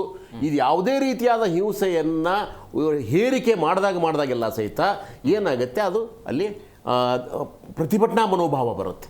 ಈ ಪ್ರತಿಭಟನಾ ಮನೋಭಾವ ಬಂದಾಗ ಅವ್ರೇನು ಮಾಡ್ತಾರೆ, ನಮ್ಮ ಹಕ್ಕಿಗಾಗಿ ಹೋರಾಡುತ್ತಿದ್ದೇವೆ ಅಂತ ಆಯ್ತಾ, ಅಲ್ಲಿರ್ತಕ್ಕಂಥವ್ರೆಲ್ಲರೂ ಸಹಿತ ನಮಗೆ ಭೂಮಿ ಕೊಡಿ. ಇವಾಗ ಅವ್ರ ಡಿಮಾಂಡ್ ಏನು ದೊಡ್ಡದಾಗಿ ಏನಿಲ್ಲ, ನಮಗೆ ವಿಧಾನಸೌಧ ಕೊಡಿ ಅಂತ ಕೇಳ್ತಾ ಇರೋದು ನಾವು ದುಡಿಬೇಕು, ನನಗೆ ಭೂಮಿ ಕೊಡಿ, ನಮ್ಮ ಹುಡುಗರು ಕೆಲಸ ಓದಿದ್ದಾರೆ, ಅವ್ರಿಗೆ ಕೆಲಸ ಕೊಡಿ. ಅಲ್ಲಿರ್ತಕ್ಕಂಥವ್ರು ಒಕ್ಕಲೆಬ್ಬಿಸ್ತಾ ಇದ್ರಲ್ಲ ಸ್ವಾಮಿ, ಅವರು ಶತಮಾನಗಳಿಂದ ಅಲ್ಲೇ ಇದ್ದಾರೆ, ಅವ್ರನ್ನ ಒಕ್ಕಲೆಬ್ಬಿಸ್ತಾರೆ. ಯಾಕೆ ಒಕ್ಕಲೆಬ್ಬಿಸ್ತಾ ಇದ್ದೀರಿ? ಯಾಕೆ ಅಂದರೆ ಅಲ್ಲಿ ದೊಡ್ಡ ದೊಡ್ಡ ಇಂಡಸ್ಟ್ರಿಯಲಿಸ್ಟ್ಗೆ ಗಣಿಗಾರಿಕೆ ಕೊಡಬೇಕು, ಇವರು ಅಡ್ಡ ಆಗಿದ್ದಾರೆ. ಸೊ ಈ ರೀತಿಯಾದಂಥ ಪ್ರಭುತ್ವ ಮೋಸ ಮಾಡ್ತಾ ಇದೆಯಲ್ವಾ, ಅದಕ್ಕೋಸ್ಕರ ಏನು ಮಾಡ್ತಾ ಇದ್ದಾರೆ, ನಮ್ಮ ಹಕ್ಕಿಗಾಗಿ. ನಿಜವಾಗಿಯೂ ಅಂತಂದರೆ ಇದು ಶುರುವಾಗಿದ್ದು ಕರ್ನಾಟಕದಲ್ಲಿ ಯಾವುದು ಹೋರಾಟ ಶುರುವಾಗಿರೋದು ಕುದುರೆಮುಖ ಗಣಿಗಾರಿಕೆ ವಿರುದ್ಧವಾಗಿ. ಇವರು ಏನು ಇವತ್ತು ಎನ್ಕೌಂಟರ್ ಆಗಿದ್ದಾರೆ ಅಂತ ಹೇಳ್ತಿರಲ್ಲ ನೀವು, ವಿಕ್ರಮ್ ಗೌಡ್ ಅವರು ಬಂದಿರೋ ಆ ಮೂಮೆಂಟಿಂದ ಕುದುರೆಮುಖವನ್ನು ಅದನ್ನು ಮುಚ್ಚಬೇಕು, ಅಲ್ಲಿ ಇರಬಾರ್ದು, ಯಾಕಂದರೆ ಅಲ್ಲಿ ಅರಣ್ಯ ಸಂಪತ್ತು ಹಾಳಾಗ್ತಾ ಇದೆ ಅಂತ ಹೇಳಿಬಿಟ್ಟು ಅದರ ವಿರುದ್ಧವಾಗಿ ಒಂದು ಹೋರಾಟವನ್ನು ಕಟ್ಟಲಾಯ್ತಲ್ವಾ. ಆ ಹೋರಾಟದ ಮುಂಚಿನಲ್ಲಿ ಇರ್ತಕ್ಕಂಥವ್ರು ವಿಕ್ರಮ್ ಗೌಡ್ ಅವರು, ಸಾಕೇತ್ ರಾಜನ್ ಇವರೆಲ್ಲರೂ ಸಹಿತ ಆ ಸಂದರ್ಭದಲ್ಲಿ ಏನು ಮಾಡಿದರು, ಇವರು ಅವ್ರ ಮೇಲೆ ಡಿಪ್ರೆಸ್ ಮಾಡಿದರು. ಯಾರು? ಸ್ಟೇಟ್. ನಾನು ಹೇಳ್ತಾ ಇರೋದು ಇಲ್ಲಿ ಬರೀ ಯಾವ ಪಕ್ಷ ಅಂತ ಹೇಳ್ತಾ ಇಲ್ಲ ನಾನು, ಇದಕ್ಕೆ ಪ್ರಭುತ್ವ ಅಂತ ಹೇಳ್ತೀನಿ ನಾನು. ಇಲ್ಲಿ ಪ್ರಭುತ್ವ ಈಗ ಅವತ್ತು ಸಹಿತ ಮುರ್ಕೊಂಡು ಬೀಳುತ್ತೆ. ಯಾವುದ್ರ ಮೇಲೆ? ಪೊಲೀಸರಿಂದ, ಆಮೇಲೆ ಆ್ಯಂಟಿ ನಕ್ಸಲ್ ಫೋರ್ಸು, ಆಮೇಲೆ ಸೇನೆ, ಇವುಗಳಿಂದ. ಆ ಸಂದರ್ಭದಲ್ಲಿ ಏನಾಯಿತು, ಈಗ ನನ್ನ ಮೇಲೆ 10 ಜನ ಬಂದರೆ ನಾನು ಏನು ಮಾಡ್ತೀನಿ, ನಾನು ಒಂದು ಗ್ರೂಪ್ ಮಾಡ್ಕೊಳ್ತೀನಿ, ನಾನು ತಿರುಗೇಟ್ ಕೊಡ್ತೀನಿ. ಮೊದಲು ಕೋಲಿನಿಂದ ಹೊಡಿತಾ ಇದ್ದೆ, ಆಮೇಲೆ ಏನಾಯಿತು, ಹೇಗೋ ಎಲ್ಲೋ ಲೂಟಿ ಮಾಡ್ಕೊಂಡು ನಾನು ಒಂದು ಬಂದೂಕು ತೊಗೊಂಡಿದ್ದೀನಿ, ನನಗೆ ಸಾಯಿಸಾಕು ಅಂದರೆ ನಾನು ನಿಮಗೆ ಸಾಯಿಸ್ತೀನಿ. ದಿಸ್ ಈಸ್ ಕಾಲ್ಡ್ ಆಸ್ ಕ್ರಿಯೆಗೆ ಪ್ರತಿಕ್ರಿಯೆ ಅಂತ ಬೊಮ್ಮಾಯಿ ಹೇಳಿದ್ರು ಗೊತ್ತಾ ನಿಮಗೆ? ಆ ಕ್ರಿಯೆಗೆ ಇವರು ಪ್ರತಿಕ್ರಿಯೆಯನ್ನು ಕೊಟ್ಟಿದ್ದಾರೆ, ಹಿಂಸೆಗೆ ಹಿಂಸೆ ಅಂತ ಆಗುತ್ತೆ. ಆದ್ದರಿಂದ ಈಗ ಹಿಂಸೆಯನ್ನು ವಿರೋಧಿಸಬೇಕು, ಪ್ರತಿ ಹಿಂಸೆಯನ್ನು ವಿರೋಧಿಸಬೇಕು ಅನ್ನೋದು ನಮ್ಮ ಆಲೋಚನೆ ಕ್ರಮದಲ್ಲಿ ಬರಬೇಕಲ್ವಾ. ಈ ಮೊದಲು ಹಿಂಸೆಯನ್ನು ನೀವು ಹೇಳಿದರೆ ಹಿಂಸೆಯನ್ನು ನಿಲ್ಲಿಸಿ. ಯಾವ ಹಿಂಸೆಯನ್ನು ನಿಲ್ಲಿಸ್ತೀರಿ? ಪ್ರಭುತ್ವದ ಹಿಂಸೆಯನ್ನು ನಿಲ್ಲಿಸಿ. ನೀವು ಇವರು ಬಾಲಗತ್ತಿ ಸರ್ ಹೇಳಿದ್ರಲ್ಲ ನಿಮಗೆ, ಅವ್ರ ಊರುಗಳಿಗೆ ನೀವು ರಸ್ತೆಗಳನ್ನು ಮಾಡಿ. ಇವತ್ತರೆಗೂ ಏನು ನಿನ್ನೆ ಎನ್ಕೌಂಟರ್ ಆಗಿದೆಲ್ಲ, ಅಲ್ಲಿರೋದು 3 ಮನೆಗಳು, ಇವತ್ತರೆಗೂ ವಿದ್ಯುತ್ ಸಂಪರ್ಕ ಇಲ್ಲ, ಅಲ್ಲೇ ರಸ್ತೆ ಇಲ್ಲ, ಕಾಲುದಾರಿ 7 ಕಿಲೋಮೀಟರ್ ನಡ್ಕೊಂಡು ಹೋಗಬೇಕಾಗಿದೆ. ಇಂಥ ಪರಿಸ್ಥಿತಿಯಲ್ಲಿ ಜನ ಅಲ್ಲಿ ಪ್ರಾಣಿಗಳಿಗಿಂತೂ ಕಡೆಯಾಗಿ ಬದುಕ್ತಾ ಇದ್ದಾರಲ್ವಾ. ಇದಕ್ಕೆ ಮೂಲಭೂತವಾದ ಸವಲತ್ತುಗಳನ್ನು ಕೊಟ್ಟಿಲ್ವಾ ನೀವು? ಅವರೇನು ಈ ದೇಶದ ಪ್ರಜೆಗಳಲ್ವಾ ಅವರೆಲ್ಲರಿರೋರು? ಮೊದಲು ನೀವು ಇಲ್ಲಿರ್ತಕ್ಕಂಥ ಪ್ರತಿಯೊಬ್ಬ ಪ್ರಜೆಗೂ ಸಹಿತ ಆಹಾರ ಭದ್ರತೆ ಕೊಡಿ, ನೌಕರಿ ಭದ್ರತೆ ಕೊಡಿ, ಅವನಿಗೆ ಭೂ ಹಿಡುವಳಿ ಕೊಡಿ. ಅಂದರೆ ನೀವು ಏನನ್ನೂ ಕೊಡುವುದಿಲ್ಲ ನಾವು, ಆದರೆ ನೀವು ಏನನ್ನೂ ಕೇಳಬೇಡಿ. ನಮಗೆ ಬೇಕಾಗಿರೋದು ಯಾವಾಗಲೂ ಬಹುರಾಷ್ಟ್ರೀಯ ಕಂಪನಿಗಳು ಬೇಕು, ಬಂಡವಾಳಶಾಹಿಗಳು ಬೇಕು. ಇವತ್ತು ಸಹಿತ ನಾನು ಅದೇ ತಟ್ಕೊಂಡು ಹೇಳ್ತಾ ಇದ್ದೀನಿ, ನಮ್ಮ ದೇಶಕ್ಕೆ ಬಂದಿರತಕ್ಕಂಥದ್ದು ಪ್ರಜಾಪ್ರಭುತ್ವ ಅಲ್ಲ, ಇದು ಬಂಡವಾಳಶಾಹಿ ಪ್ರಜಾಪ್ರಭುತ್ವ. ಇದು ಆವತ್ತಿನಿಂದ ಇವತ್ತಿನವರೆಗೂ ಬಂದಿರತಕ್ಕಂಥದ್ದು ಬಂಡವಾಳದ ಪರವಾಗಿರ್ತಕ್ಕಂಥದ್ದು. ಈಗಂತೂ ಅತಿರೇಕ ಆಗೋಗ್ಬಿಟ್ಟಿದೆ. ಇವ್ರು ಹೇಳಿದಾಗೆ 100 ಜನ ಇಡೀ ದೇಶದ ಸಂಪತ್ತನ್ನು ಲೂಟಿ ಹೊಡಿತಾ ಇದ್ದಾರಲ್ವಾ. ಇದು ಯಾಕೆ ಹೇಳ್ತೀವಿ? ಅವ್ರದ್ದು ಬಿಲಿಯನ್ ಟ್ರಿಲಿಯನ್, ಕೊರೋನಾ ಬಂದು ಅವೆಲ್ಲ ಸತ್ತರೆ ಅವ್ರದ್ದು ಬಿಲಿಯನ್ ಟ್ರಿಲಿಯನ್ ಹೆಚ್ಚಾಗ್ತಾ ಇದೆಯಲ್ಲ ಆಸ್ತಿ ಮೌಲ್ಯ. ಯಾಕೆ? ಈ ರೀತಿಯಾಗಿ ಎಲ್ಲೇ ಆದರೂ ಸಹ ಅಸಮಾನತೆ ಹೆಚ್ಚಾಗುತ್ತಲ್ವಾ, ಎಲ್ಲೆಲ್ಲಿ ದೌರ್ಜನ್ಯ ಹೆಚ್ಚಾಗುತ್ತೋ ಅಲ್ಲಿ ದಂಗೆಗಳು ತೀವ್ರಗೊಳ್ಳುತ್ತವೆ. ನೀವು ಯಾವುದೇ ಕಾರಣಕ್ಕೂ ಎಲ್ಲ ದಂಗೆಗಳನ್ನು ಇದೇ ರೀತಿಯಾಗಿ ಗಮನಿಸ್ತಾ ಹೋಗಬೇಕಾಗಿದೆ. ಆದ್ದರಿಂದ ಇವ್ರು ಅಂದ್ಕೊಂಡಿರ್ಬೋದು ಇವರನ್ನು ಹತ್ತಿಕ್ಕೆ ಬಿಡ್ತೀವಿ, ಫೋರ್ಸ್ ಎಲ್ಲ ಬಳಸ್ಬಿಡ್ತೀವಿ. ಸೊ ಇವತ್ತವರೆಗೂ ಸಹಿತ ಜನರ ದಂಗೆಗಳು ಏನಿದಾವಲ್ಲ ಅವುಗಳನ್ನು ಹತ್ತಿಕ್ಕೆ ಭಾಳ ಕಷ್ಟ ಇದೆ. ಮತ್ತು ಇಲ್ಲೆಲ್ಲೋ ಹತ್ತಿಕ್ಕಿದ್ರೆ ಇನ್ನೆಲ್ಲೋ ಚಿಗುರುತ್ತೆ. ಆದ್ದರಿಂದ ನಕ್ಸಲ್ ಅನ್ನೋದು ಇವರಿಗೆ ಬೇಕಾಗಿರೋದು ಕಾನೂನು ಮತ್ತು ಸುವ್ಯವಸ್ಥೆಗೆ ಅಡೆತಡೆ, ಅಡ್ಡಿ ಅಂತ ಪೊಲೀಸ್ ಇಲಾಖೆ ಆಗಲಿ ಸರ್ಕಾರ ಆಗಲಿ ಗಮನಿಸುತ್ತೆ. ಅದಕ್ಕೆ ಪರಿಹಾರ ರೂಪದಲ್ಲಿ ನೀವು ಹೇಳಿದ್ರಲ್ಲ ಏನು ಮಾಡಬೇಕು ಅಂತಂದರೆ, ಮೊದಲು ಅವರನ್ನು ಸಹನೆಯಿಂದ ನಿಮ್ಮ ಬೇಡಿಕೆಗಳೇನು ಅಂತ ಕೇಳಿ. ಅವ್ರು ಕೇಳ್ತಾ ಇರೋದು ನಮ್ಮ ದೇಶ ಕೊಡಿ ಅಂತ ಕೇಳ್ತಾ ಇಲ್ಲ, ವಿಧಾನಸೌಧ ಕೇಳ್ತಾ ಇಲ್ಲ, ಪಾರ್ಲಿಮೆಂಟ್ ಕೇಳ್ತಾ ಇಲ್ಲ. ಅವ್ರು ಕೇಳ್ತಾ ಇರೋದು ಮೂಲಭೂತವಾಗಿ ಒಬ್ಬ ಮನುಷ್ಯ ಬದುಕಲಿಕ್ಕೆ ಬೇಕಾದಂಥ ಅನುಕೂಲತೆಗಳನ್ನು ಮಾಡಿಕೊಡಿ ಸ್ವಾಮಿ, ಸೌಕರ್ಯಗಳನ್ನು ಕೊಡಿ. ನೀವು ನಮಗೆ ಯಾಕೆ ಬೇಕಾಗಿದೆ? ನನಗೆಲ್ಲ ಸೌಕರ್ಯ ಇದ್ರೆ ನಾನು ಯಾಕೆ ನಕ್ಸಲ್ ಆಗ್ತೀನಿ? ನಾನು ಯಾಕೆ ವ್ಯವಸ್ಥೆ ವಿರುದ್ಧ ಧ್ವನಿ ಎತ್ತೀನಿ? ಯಾಕೆ ದಂಗೆ ಹೇಳ್ತೀನಿ? ಸಶಸ್ತ್ರ ಹೋರಾಟ ಮಾಡ್ತಾ ಇದ್ದೀನಿ. ಸಶಸ್ತ್ರ ಹೋರಾಟ ಅನ್ನೋದು ಅವರ ಆದ್ಯತೆ ಅಲ್ಲ. ನಕ್ಸಲರು ಯಾಕೆ ನಾನು ತುಂಬ ಹತ್ತಿರದಿಂದ ಬಲ್ಲೆ, ನಾನು ಅವರ ಆದ್ಯತೆ ಅಲ್ಲ, ಅದರ ಅನಿವಾರ್ಯತೆ. ಅದು ಅರ್ಥ ಆಯ್ತಾ ನಿಮಗೆ? ಆಕ್ರಮಣಕೋರರಿಂದ ನಾವು ಪ್ರೊಟೆಕ್ಟ್ ಮಾಡ್ಕೊಳ್ಳೋಕ್ಕೆ, ನಮ್ಮನ್ನು ನಾವು ಪ್ರೊಟೆಕ್ಷನ್ ಮಾಡ್ಕೊಳ್ಳಿಕ್ಕೆ ಇರ್ತಕ್ಕಂಥದ್ದು ಅಷ್ಟೇ ಹೊರತು, ಅದು ಬಿಟ್ಟರೆ ನಾವು ಬರೀ ಕೊಲ್ಲುವುದೇ ನಮ್ಮ ಕೆಲಸ ಅಂತ ಅವ್ರು ಯಾವತ್ತೂ ಹೇಳೋದಿಲ್ಲ. ಅವ್ರ ಉದ್ದೇಶವೂ ಅಲ್ಲ. ನಮ್ಮ ಉದ್ದೇಶ ಸಮಾನತೆಯನ್ನು ತರುವುದು. ನಮ್ಮ ಉದ್ದೇಶ ಈ ದೇಶದ ಸಂಪನ್ಮೂಲಗಳು ಎಲ್ಲರಿಗೂ ಸಹಿತ ಸಮಾನವಾಗಿ ಹಂಚಿಕೆ ಆಗಬೇಕಾಗಿದೆ. ಇದು ನಮ್ಮ ಉದ್ದೇಶ. ತಾರತಮ್ಯ ನಿಲ್ಲಬೇಕು, ಅಸಮಾನತೆ ನಿಲ್ಲಬೇಕು. ಇವುಗಳನ್ನು ಅವರು ಯೋಚನೆ ಮಾಡ್ತಾ ಇದ್ದಾರೆ. ಅಂದರೆ ಆರ್ಥಿಕ ಮತ್ತು ಸಾಮಾಜಿಕವಾದಂಥ ಸಮಾನತೆಯನ್ನು ಕೊಡಿ, ನಮಗೆ ಈ ಹಿಂಸೆ ಬೇಡ, ನಮಗೆ ಬಂದೂಕು ಬೇಡ ಅಂತ ಎಲ್ಲರೂ ಹೇಳ್ತಾ ಇದ್ದಾರೆ. ಅವ್ರ ಉದ್ದೇಶವು ಭಾಳ ಸ್ಪಷ್ಟವಾಗಿದೆ. ಯಾವಾಗ ಅವರ ರಿಕ್ವೈರ್ಮೆಂಟ್ಸ್ಗಳು, ಅವ್ರ ಬೇಸಿಕ್ ರಿಕ್ವೈರ್ಮೆಂಟ್ಸ್ಗಳನ್ನು ನೀವು ಫುಲ್ಫಿಲ್ ಮಾಡೋಕ್ಕೆ ಯೋಗ್ಯತೆ ಇಲ್ವೋ ಆವಾಗ ಅವರು ತಿರುಗಿ ಬೀಳ್ತಾರೆ. ತಿರುಗಿ ಬಿದ್ದ ತಕ್ಷಣ ನೀವು ದೇಶದ್ರೋಹಿಗಳು, ಭಯೋತ್ಪಾದಕರು ಅಂತ ಸುಳ್ಳು ಆರೋಪಗಳನ್ನು ಮಾಡ್ತೀರಾ. ನಮ್ಮಂಥವ್ರು ಏನಾದರೂ 4 ಸಿಂಪತಿ ಮಾತಾಡಿದ್ರೆ ಅವ್ರ ಬಗ್ಗೆ, ಅಯ್ಯೋ ಯುವಕರ್ರಿ, ಪಾಪ ನಮ್ಮನ್ನೆಲ್ಲ ಅರ್ಬನ್ ನಕ್ಸಲರು ಅಂತ ಹೇಳ್ತಾರೆ. ಆಯ್ತಾ, ಹೇಳೋಕ್ಕಾಗಲ್ಲ. ನಮ್ಮ ಮೇಲೆ ಯಾವಾಗ ವಾರಂಟ್ ಇಶ್ಯೂ ಮಾಡ್ತಾರೆ ಗೊತ್ತಿಲ್ಲ. ಸೊ ನಮ್ಮ ಬರವಣಿಗೆಯಲ್ಲಿ ನಾವು ತೀವ್ರವಾಗಿ ಹೇಳ್ತಾ ಇದ್ದೀವಿ, ಇದು ನಿಜಕ್ಕೂ ಸಹಿತ ನಕ್ಸಲರು ಹಿಂಸಾವಾದಿಗಳಲ್ಲ. ಅವರು ನೀವು ಸ್ಟೇಟ್ ಅನ್ನೋದು ಹಿಂಸಾವಾದಿ, ಅದಕ್ಕೆ ಪ್ರತಿಕ್ರಿಯೆಯಾಗಿ ಅವರು ಪ್ರೊಟೆಕ್ಟ್ ಮಾಡ್ಕೊಳ್ಳೋದಕ್ಕೆ ಅವರು ಪ್ರತಿಹಿಂಸೆಗೆ ಇಳಿದಿದ್ದಾರೆ. ಪ್ರತಿಹಿಂಸೆ ಬೇಡ ಅಂತಂದರೆ ಅವ್ರನ್ನ ಸಹನೆಯಿಂದ ಕೇಳಿ, ಅವ್ರಿಗೆ ಏನು ಬೇಕಂತ ಒದಗಿಸಿ. ಎಸ್ ಸಂದೇಶ್ ಅವರು, ಈಗ ಈ ಮಲೆನಾಡು ಭಾಗದಲ್ಲಿ ನಕ್ಸಲ್ ಚಟುವಟಿಕೆ ಬೆಳೆದು ಬಂದಿರುವಂಥ ಹಾದಿ ಹೇಗೆ ಅಂತೇಳಿ, ಅಂದರೆ ಪ್ರಮುಖವಾಗಿ ಅವರ ಹೋರಾಟದ ಬಗ್ಗೆ ಹೇಳೋದಾದ್ರೆ?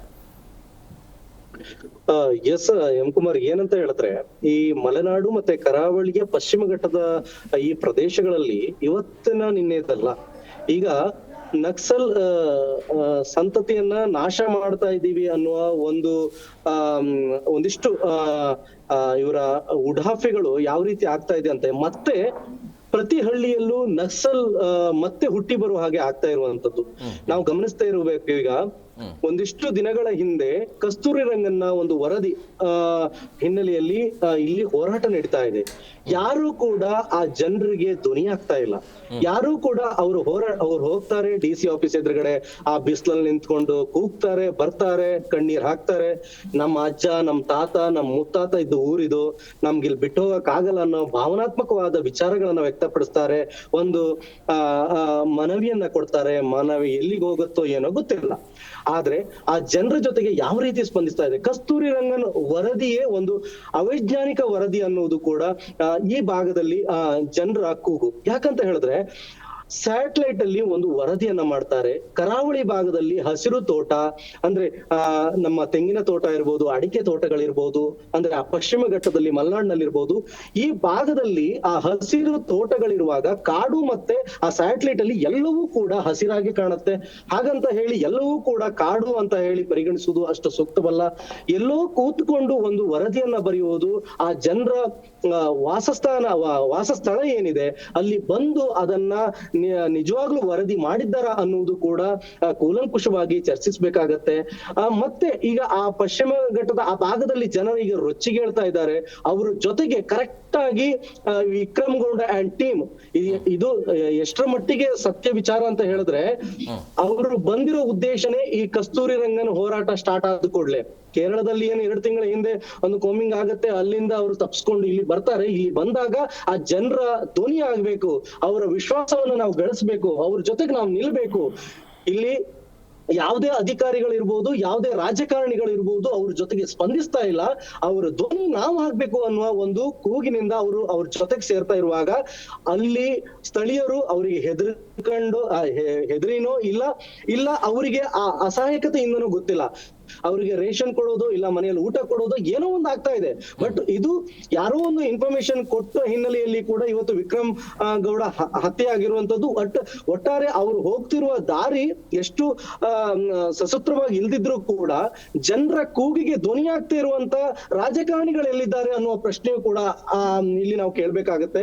ಅಂದ್ರೆ ಈಗ ಎಷ್ಟೋ ವರ್ಷಗಳಿಂದ ಆ ಭಾಗದಲ್ಲಿ ಅವರು ತಮ್ಮ ಬದುಕನ್ನು ಕಟ್ಕೊಂಡಿದ್ದಾರೆ. ಈ ಪಶ್ಚಿಮ ಘಟ್ಟ ಮುದೂರ್ ಇರ್ಬೋದು, ಹಳ್ಳಿಹೊಳೆ ಇರ್ಬೋದು, ಎಡಮಗೆ ಇರ್ಬೋದು, ಒಣಸೆ ಇರ್ಬೋದು, ಮತ್ತೆ ಆ ಚಿಕ್ಕಮಗಳೂರು ಈ ಭಾಗದಲ್ಲಿ ಇರ್ಬೋದು, ಮತ್ತೆ ಈಗ ಕಬ್ಬಿನಾಲೆ ಈ ಭಾಗ, ಸೀತಾ ನದಿ ಈ ಭಾಗದಲ್ಲಿ ಇರ್ಬೋದು, ಎಲ್ಲಾ ಭಾಗದಲ್ಲೂ ಕೂಡ ಜನ ಎಲ್ಲಿಗೆ ಹೋಗ್ತಾರೆ? ಒಂದೊಂದು ಗ್ರಾಮದಲ್ಲಿ ಡೆನ್ಸಿಟಿ ಪಾಪ್ಯುಲೇಷನ್ 5,000 ಇದೆ. ಸಂದೇಶ ಹಾಗೆ ಸಂಪರ್ಕದಲ್ಲಿ ಬ್ರೇಕ್ ನ ಸಮಯ ಆಗಿದೆ. ಬ್ರೇಕ್ ತಗೊಂಡು ಬಂದ್ಬಿಡ್ತೀನಿ. ಬ್ರೇಕ್ ಆದ ಬಳಿಕ ಪ್ರಮುಖವಾಗಿ ಈ ನಕ್ಸಲರ ಬೇಡಿಕೆಯನ್ನ ಸರ್ಕಾರ ಯಾಕೆ ಈಡೇರಿಸ್ತಾ ಇಲ್ಲ, ಅದರ ಜೊತೆಗೆ ರಾಜಕೀಯ ವ್ಯವಸ್ಥೆಯಿಂದ ಇಂಥ ಚಟುವಟಿಕೆಗಳು ಜಾಸ್ತಿ ಆಗ್ತಾ ಇದೆ, ಇದರ ಬಗ್ಗೆ ಚರ್ಚೆ ಮಾಡ್ತೀವಿ. ಸರ್, ಈಗ ರಾಜ್ಯ ಸರ್ಕಾರದಿಂದ ಒಂದು ಪ್ಯಾಕೇಜ್ ಘೋಷಣೆ ಮನ ಪರಿವರ್ತನೆಗಾಗಿ, ಸೊ ಇದು ಎಷ್ಟು ಮಟ್ಟಿಗೆ ಲಾಭ ಆಗುತ್ತೆ ರಾಜ್ಯ ಸರ್ಕಾರಕ್ಕೂ ಆಗಿರ್ಬೋದು ಅಥವಾ ಈ ನಕ್ಸಲರಿಗೂ ಕೂಡ ಒಳ್ಳೆಯ ರೀತಿಯಲ್ಲಿ, ಅಂದರೆ ಸಮಾಜದ ಮುಖ್ಯವಾಹಿನಿಗೆ ಬರೋದಕ್ಕೆ ಅವಕಾಶನ? ಈಗ ಮನ ಪರಿವರ್ತನೆ ಅಂದರೆ ಅವರೇನು ದುಷ್ಟ ಶಕ್ತಿಗಳಲ್ಲ, ಕಾನೂನನ್ನು ಕೈಯಾಗಿ ತಗೊಂಡಿದ್ದಾರೆ. That is wrong. ತಗೊಂಡಿದ್ದು ತಪ್ಪಿದೆ. ಅದನ್ನು ಬಿಡಿಸ್ಬೇಕಾದ್ರೆ ಮನೆ ಪರಿವರ್ತನೆ ಅವಶ್ಯಕತೆ ಇಲ್ಲ. ನಾವು ಪ್ರಜಾಪ್ರಭುತ್ವದಲ್ಲಿ ಪ್ರಜೆಗಳಿಗೆ ಮನ್ನಣೆ ಕೊಡಬೇಕು. ಅವ್ರ ಬೇಡಿಕೆಗಳು ಏನಿದಾವೆ ಅದಕ್ಕೆ ಸ್ಪಂದಿಸಬೇಕು. ಲೋಕಲ್ ಜನರು, ಎಸ್ಪೆಷಲಿ ಲೋಕಲ್ ಜನರಿಗೆ ಏನು ಅವ್ರಿಗೆ ಯಾರೂ ಸ್ಪಂದನೆ ಮಾಡೋದಿಲ್ಲ ರೀ. ಅಧಿಕಾರಿಗಳು ಸ್ಪಂದನೆ ಮಾಡೋದಿಲ್ಲ, ರಾಜಕಾರಣಿಗಳು ಸ್ಪಂದನೆ ಮಾಡೋದಿಲ್ಲ, ಯಾರು ಅವ್ರ ಹತ್ರ ಹೋಗೋದಿಲ್ಲ. ಎಲ್ಲಿ ಏನು ಉಲ್ಟಾ ಪಲ್ಟಾ ಆದರೆ ನಮ್ಮನೆಯಲ್ಲಿ ಟಾರ್ಗೆಟ್ ಆಗ್ತೀವಿ, ನಾವೇ ನಮ್ಮನೆಯಲ್ಲಿ ಹೊಡಿತಾರ ಅನ್ನೋ ಭಯನೂ ಇರ್ಬೋದು ಕೆಲವೊಬ್ಬರಿಗೆ. ರಾಜಕಾರಣಿಗಳಂತೂ ಛೋಟ ಪಟ ಲೀಡರ್ಗಳಿಗೆ ಹೆದರಿಕೆನೂ ಇದೆ, ಇಲ್ಲ ಅಂತಲ್ಲ. ಆದರೆ ಒಂದು ಸರ್ಕಾರದ ಒಂದು ಪಡೆ ಇದೆ, ನಮ್ಮ ಪೊಲೀಸ್ ಪಡೆ ಇದೆ, ಅದ್ರ ಜೊತೆಗೆ ಹೋಗಿ ಅವ್ರಿಗೆ ಸೌಮ್ಯ ರೀತಿಯಿಂದ ಎಲ್ಲರನ್ನೂ ವಿಚಾರಿಸಿ ಲೋಕಲ್ ಏನು ಸಮಸ್ಯೆಗಳಿದ್ದಾವೆ, ಪ್ರಜ್ವಲಿತ ಸಮಸ್ಯೆಗಳೇನಿದ್ದಾವೆ ಅವನ್ನ ಬಗೆಹರಿಸಿದ್ರೆ ಇದು ತಂದಿನ ತಾನೇ ಸಮಾಪ್ತಿ ಆಗ್ತದೆ. ಅವ್ರ ಸಮಸ್ಯೆನೇ ಬಗೆಹರಿಸದೇ ಇದ್ದರೆ, ಅವ್ರ ಬೇಡಿಕೆಗಳಿಗೆ ಸ್ಪಂದನೆ ಕೊಡದೇ ಇದ್ದರೆ, ಅವ್ರಿಗೆ ಯಾರು ಹೇಳೋರಿಲ್ಲ ಕೇಳೋರಿಲ್ಲ ಅಂದಮೇಲೆ ಅನಿವಾರ್ಯವಾಗಿ ಅವರು ಹೊರಗಿನಿಂದ ಬಂದವ್ರು ನಾವು ನಿಮ್ಗೆ ಸಪೋರ್ಟ್ ಮಾಡ್ತೀವಪ್ಪ, ನಿಮಗೆ ನೀವು ಬೆಂಬಲ ಕೊಡಿ ಅಂತ ಹೇಳ್ತಾರೆ. ಮತ್ತು ಈ ಮನುಷ್ಯನ ಸ್ವಾಭಾವಿಕ ಗುಣ ಅದು. ನನಗೆ ಯಾರು ಸಪೋರ್ಟ್ ಮಾಡ್ತಾರೆ, ನನಗೆ ಯಾರು ಬೆಂಬಲ ಕೊಡ್ತಾರೆ, ನನಗೆ ಯಾರು ಸಹಾಯ ಮಾಡ್ತಾರೆ, ಅವ್ರ ಹತ್ರ ಹೋಗೋದು ಸ್ವಾಭಾವಿಕ ಗುಣ. ನಾವು ಅದನ್ನು ಹಿಡ್ಕೊಂಡು ನೀವು ಮಗನೇ ನೀನು ಲಕ್ಸ್ರೈಟ್ ಸಪೋರ್ಟ್ ಮಾಡ್ತೀಯಾ, ಹಾಕಿ ಅವನು ತಂದು ಒಳಗೆ ಅಂತಂದರೆ ಅದು ದಟ್ ಈಸ್ ಆಲ್ಸೋ ರಾಂಗ್. ನಾನು ಹೇಳೋದು ಅಲ್ಲಿ ಸಮಸ್ಯೆಗಳೇನಿದಾವೆ ಮೊದಲು ಬಗೆಹರಿಸ್ರಿ, ಅವ್ರ ಬೇಡಿಕೆಗಳೇನಿದಾವೆ ಬಗೆಹರಿಸ್ರಿ. ಅವ್ರಿಗೆ ಆಗಲಾರ್ದಿದ್ದು ಈ ಸ್ಪಂದನೆ ಮಾಡಿರಿ. ಅಟ್ಲೀಸ್ಟು ಅಧಿಕಾರಿಗಳಾಗಲಿ, ರಾಜಕಾರಣಿಗಳಾಗಲಿ, ಸರ್ಕಾರ ಆಗಲಿ ಅಲ್ಲಿ ಅವ್ರು ಸ್ಥಳೀಯವಾಗಿ ಹೋಗ್ಬೇಕಲ್ಲಿ, ಹೋಗಿ ಮುಂದೆ ಕೂತ್ಕೊಂಡು ಇವ್ರು ಹೆಂಗೆ ಮನೆ ಬಾಗಿಲಿಗೆ ಸರ್ಕಾರ ಅಂತಾರಲ್ಲ, ಹೋಗಿ ಅಲ್ಲಿ ಹೋಗಿ ಮಾಡಲಿ ಇದನ್ನು ಯಾಕೆ ಮಾಡಬಾರ್ದು? ಅವ್ರು ನಕ್ಸಲ್ ತಾವೇ ಬಿಟ್ಟು ಹೋಗಿಬಿಡ್ತಾರೆ. ಅವ್ರಿಗೇನು ಕೆಲಸನೇ ಇರೋದಿಲ್ಲ ನೋಡಿ. ಇವ್ರು ಮಾಡಲಾರ್ದಕ್ಕೆ ಅವ್ರು ನಕ್ಸಲ್ಗಳದ್ರ ಫಾಯ್ದೆ ತೊಗೋತಾ ಇದ್ದಾರೆ, ಅದ್ರದ್ದು ಉಪಯೋಗ ತೊಗೋತಾ ಇದ್ದಾರೆ. ಸಮಸ್ಯೆಗಳು ಬಗೆಹರಲಾರ್ದಕ್ಕೆ, ಸಮಸ್ಯೆಗಳು ಈಡೇರಲಾರ್ದಕ್ಕೆ, ಸಮಸ್ಯೆಗಳಿಗೆ ಸ್ಪಂದಿಸಲಾರ್ದಕ್ಕೆ ಅವರು ಅನಿವಾರ್ಯವಾಗಿ ಅವ್ರ ಸಪೋರ್ಟನ್ನು ಲೋಕಲ್ದವರು ತಗೋತಾ ಇದ್ದಾರೆ. ಕೆಲವೊಬ್ಬರು ಹೆದರಿಕೆಗೆ ತೊಗೋಬೋದು, ಇಲ್ಲ ಅಂತಲ್ಲ. ಅವರು ಕೆಲವೊಬ್ಬರು ಎದುರಿಸ್ತಾ ಇದ್ದಾರೆ. ನಕ್ಸಲರು ಅವರೇನು ಯಾರು ಪೊಲೀಸರು ಮಾಹಿತಿ ಕೊಡ್ತಾರೆ ಅವ್ರನ್ನ ಕೊಲ್ತಾರೆ. ನೀನು ಮಾಹಿತಿ ಕೊಟ್ಟಿದ್ದು ಕೊಂದೀವಿ ಅಂತ ಬೋರ್ಡ್ ಸದಾ ಹಾಕಿದ್ರು ಹಿಂದೆ, ಅದನ್ನು ಸದಾ ನೋಡಿದ್ವಿ ನಾವು. ಬಟ್ ಏನೇ ಇರಲಿ, ಎಷ್ಟು ಇದು ಅವರು 2-3 ಪಂಗಡ ಇದ್ದು ನಕ್ಸಲೈಟ್ಗಳು. ತುಂಗಭದ್ರಾ ಇತ್ತು, ಕರಾವಳಿ ಇತ್ತು, ಈಗ ನೇತ್ರಾವತಿ ಮಾಡ್ಕೊಂಡಿದ್ದಾರೆ. ಅನೇಕ ಪಂಗಡಗಳಾಗಿ ಅವರು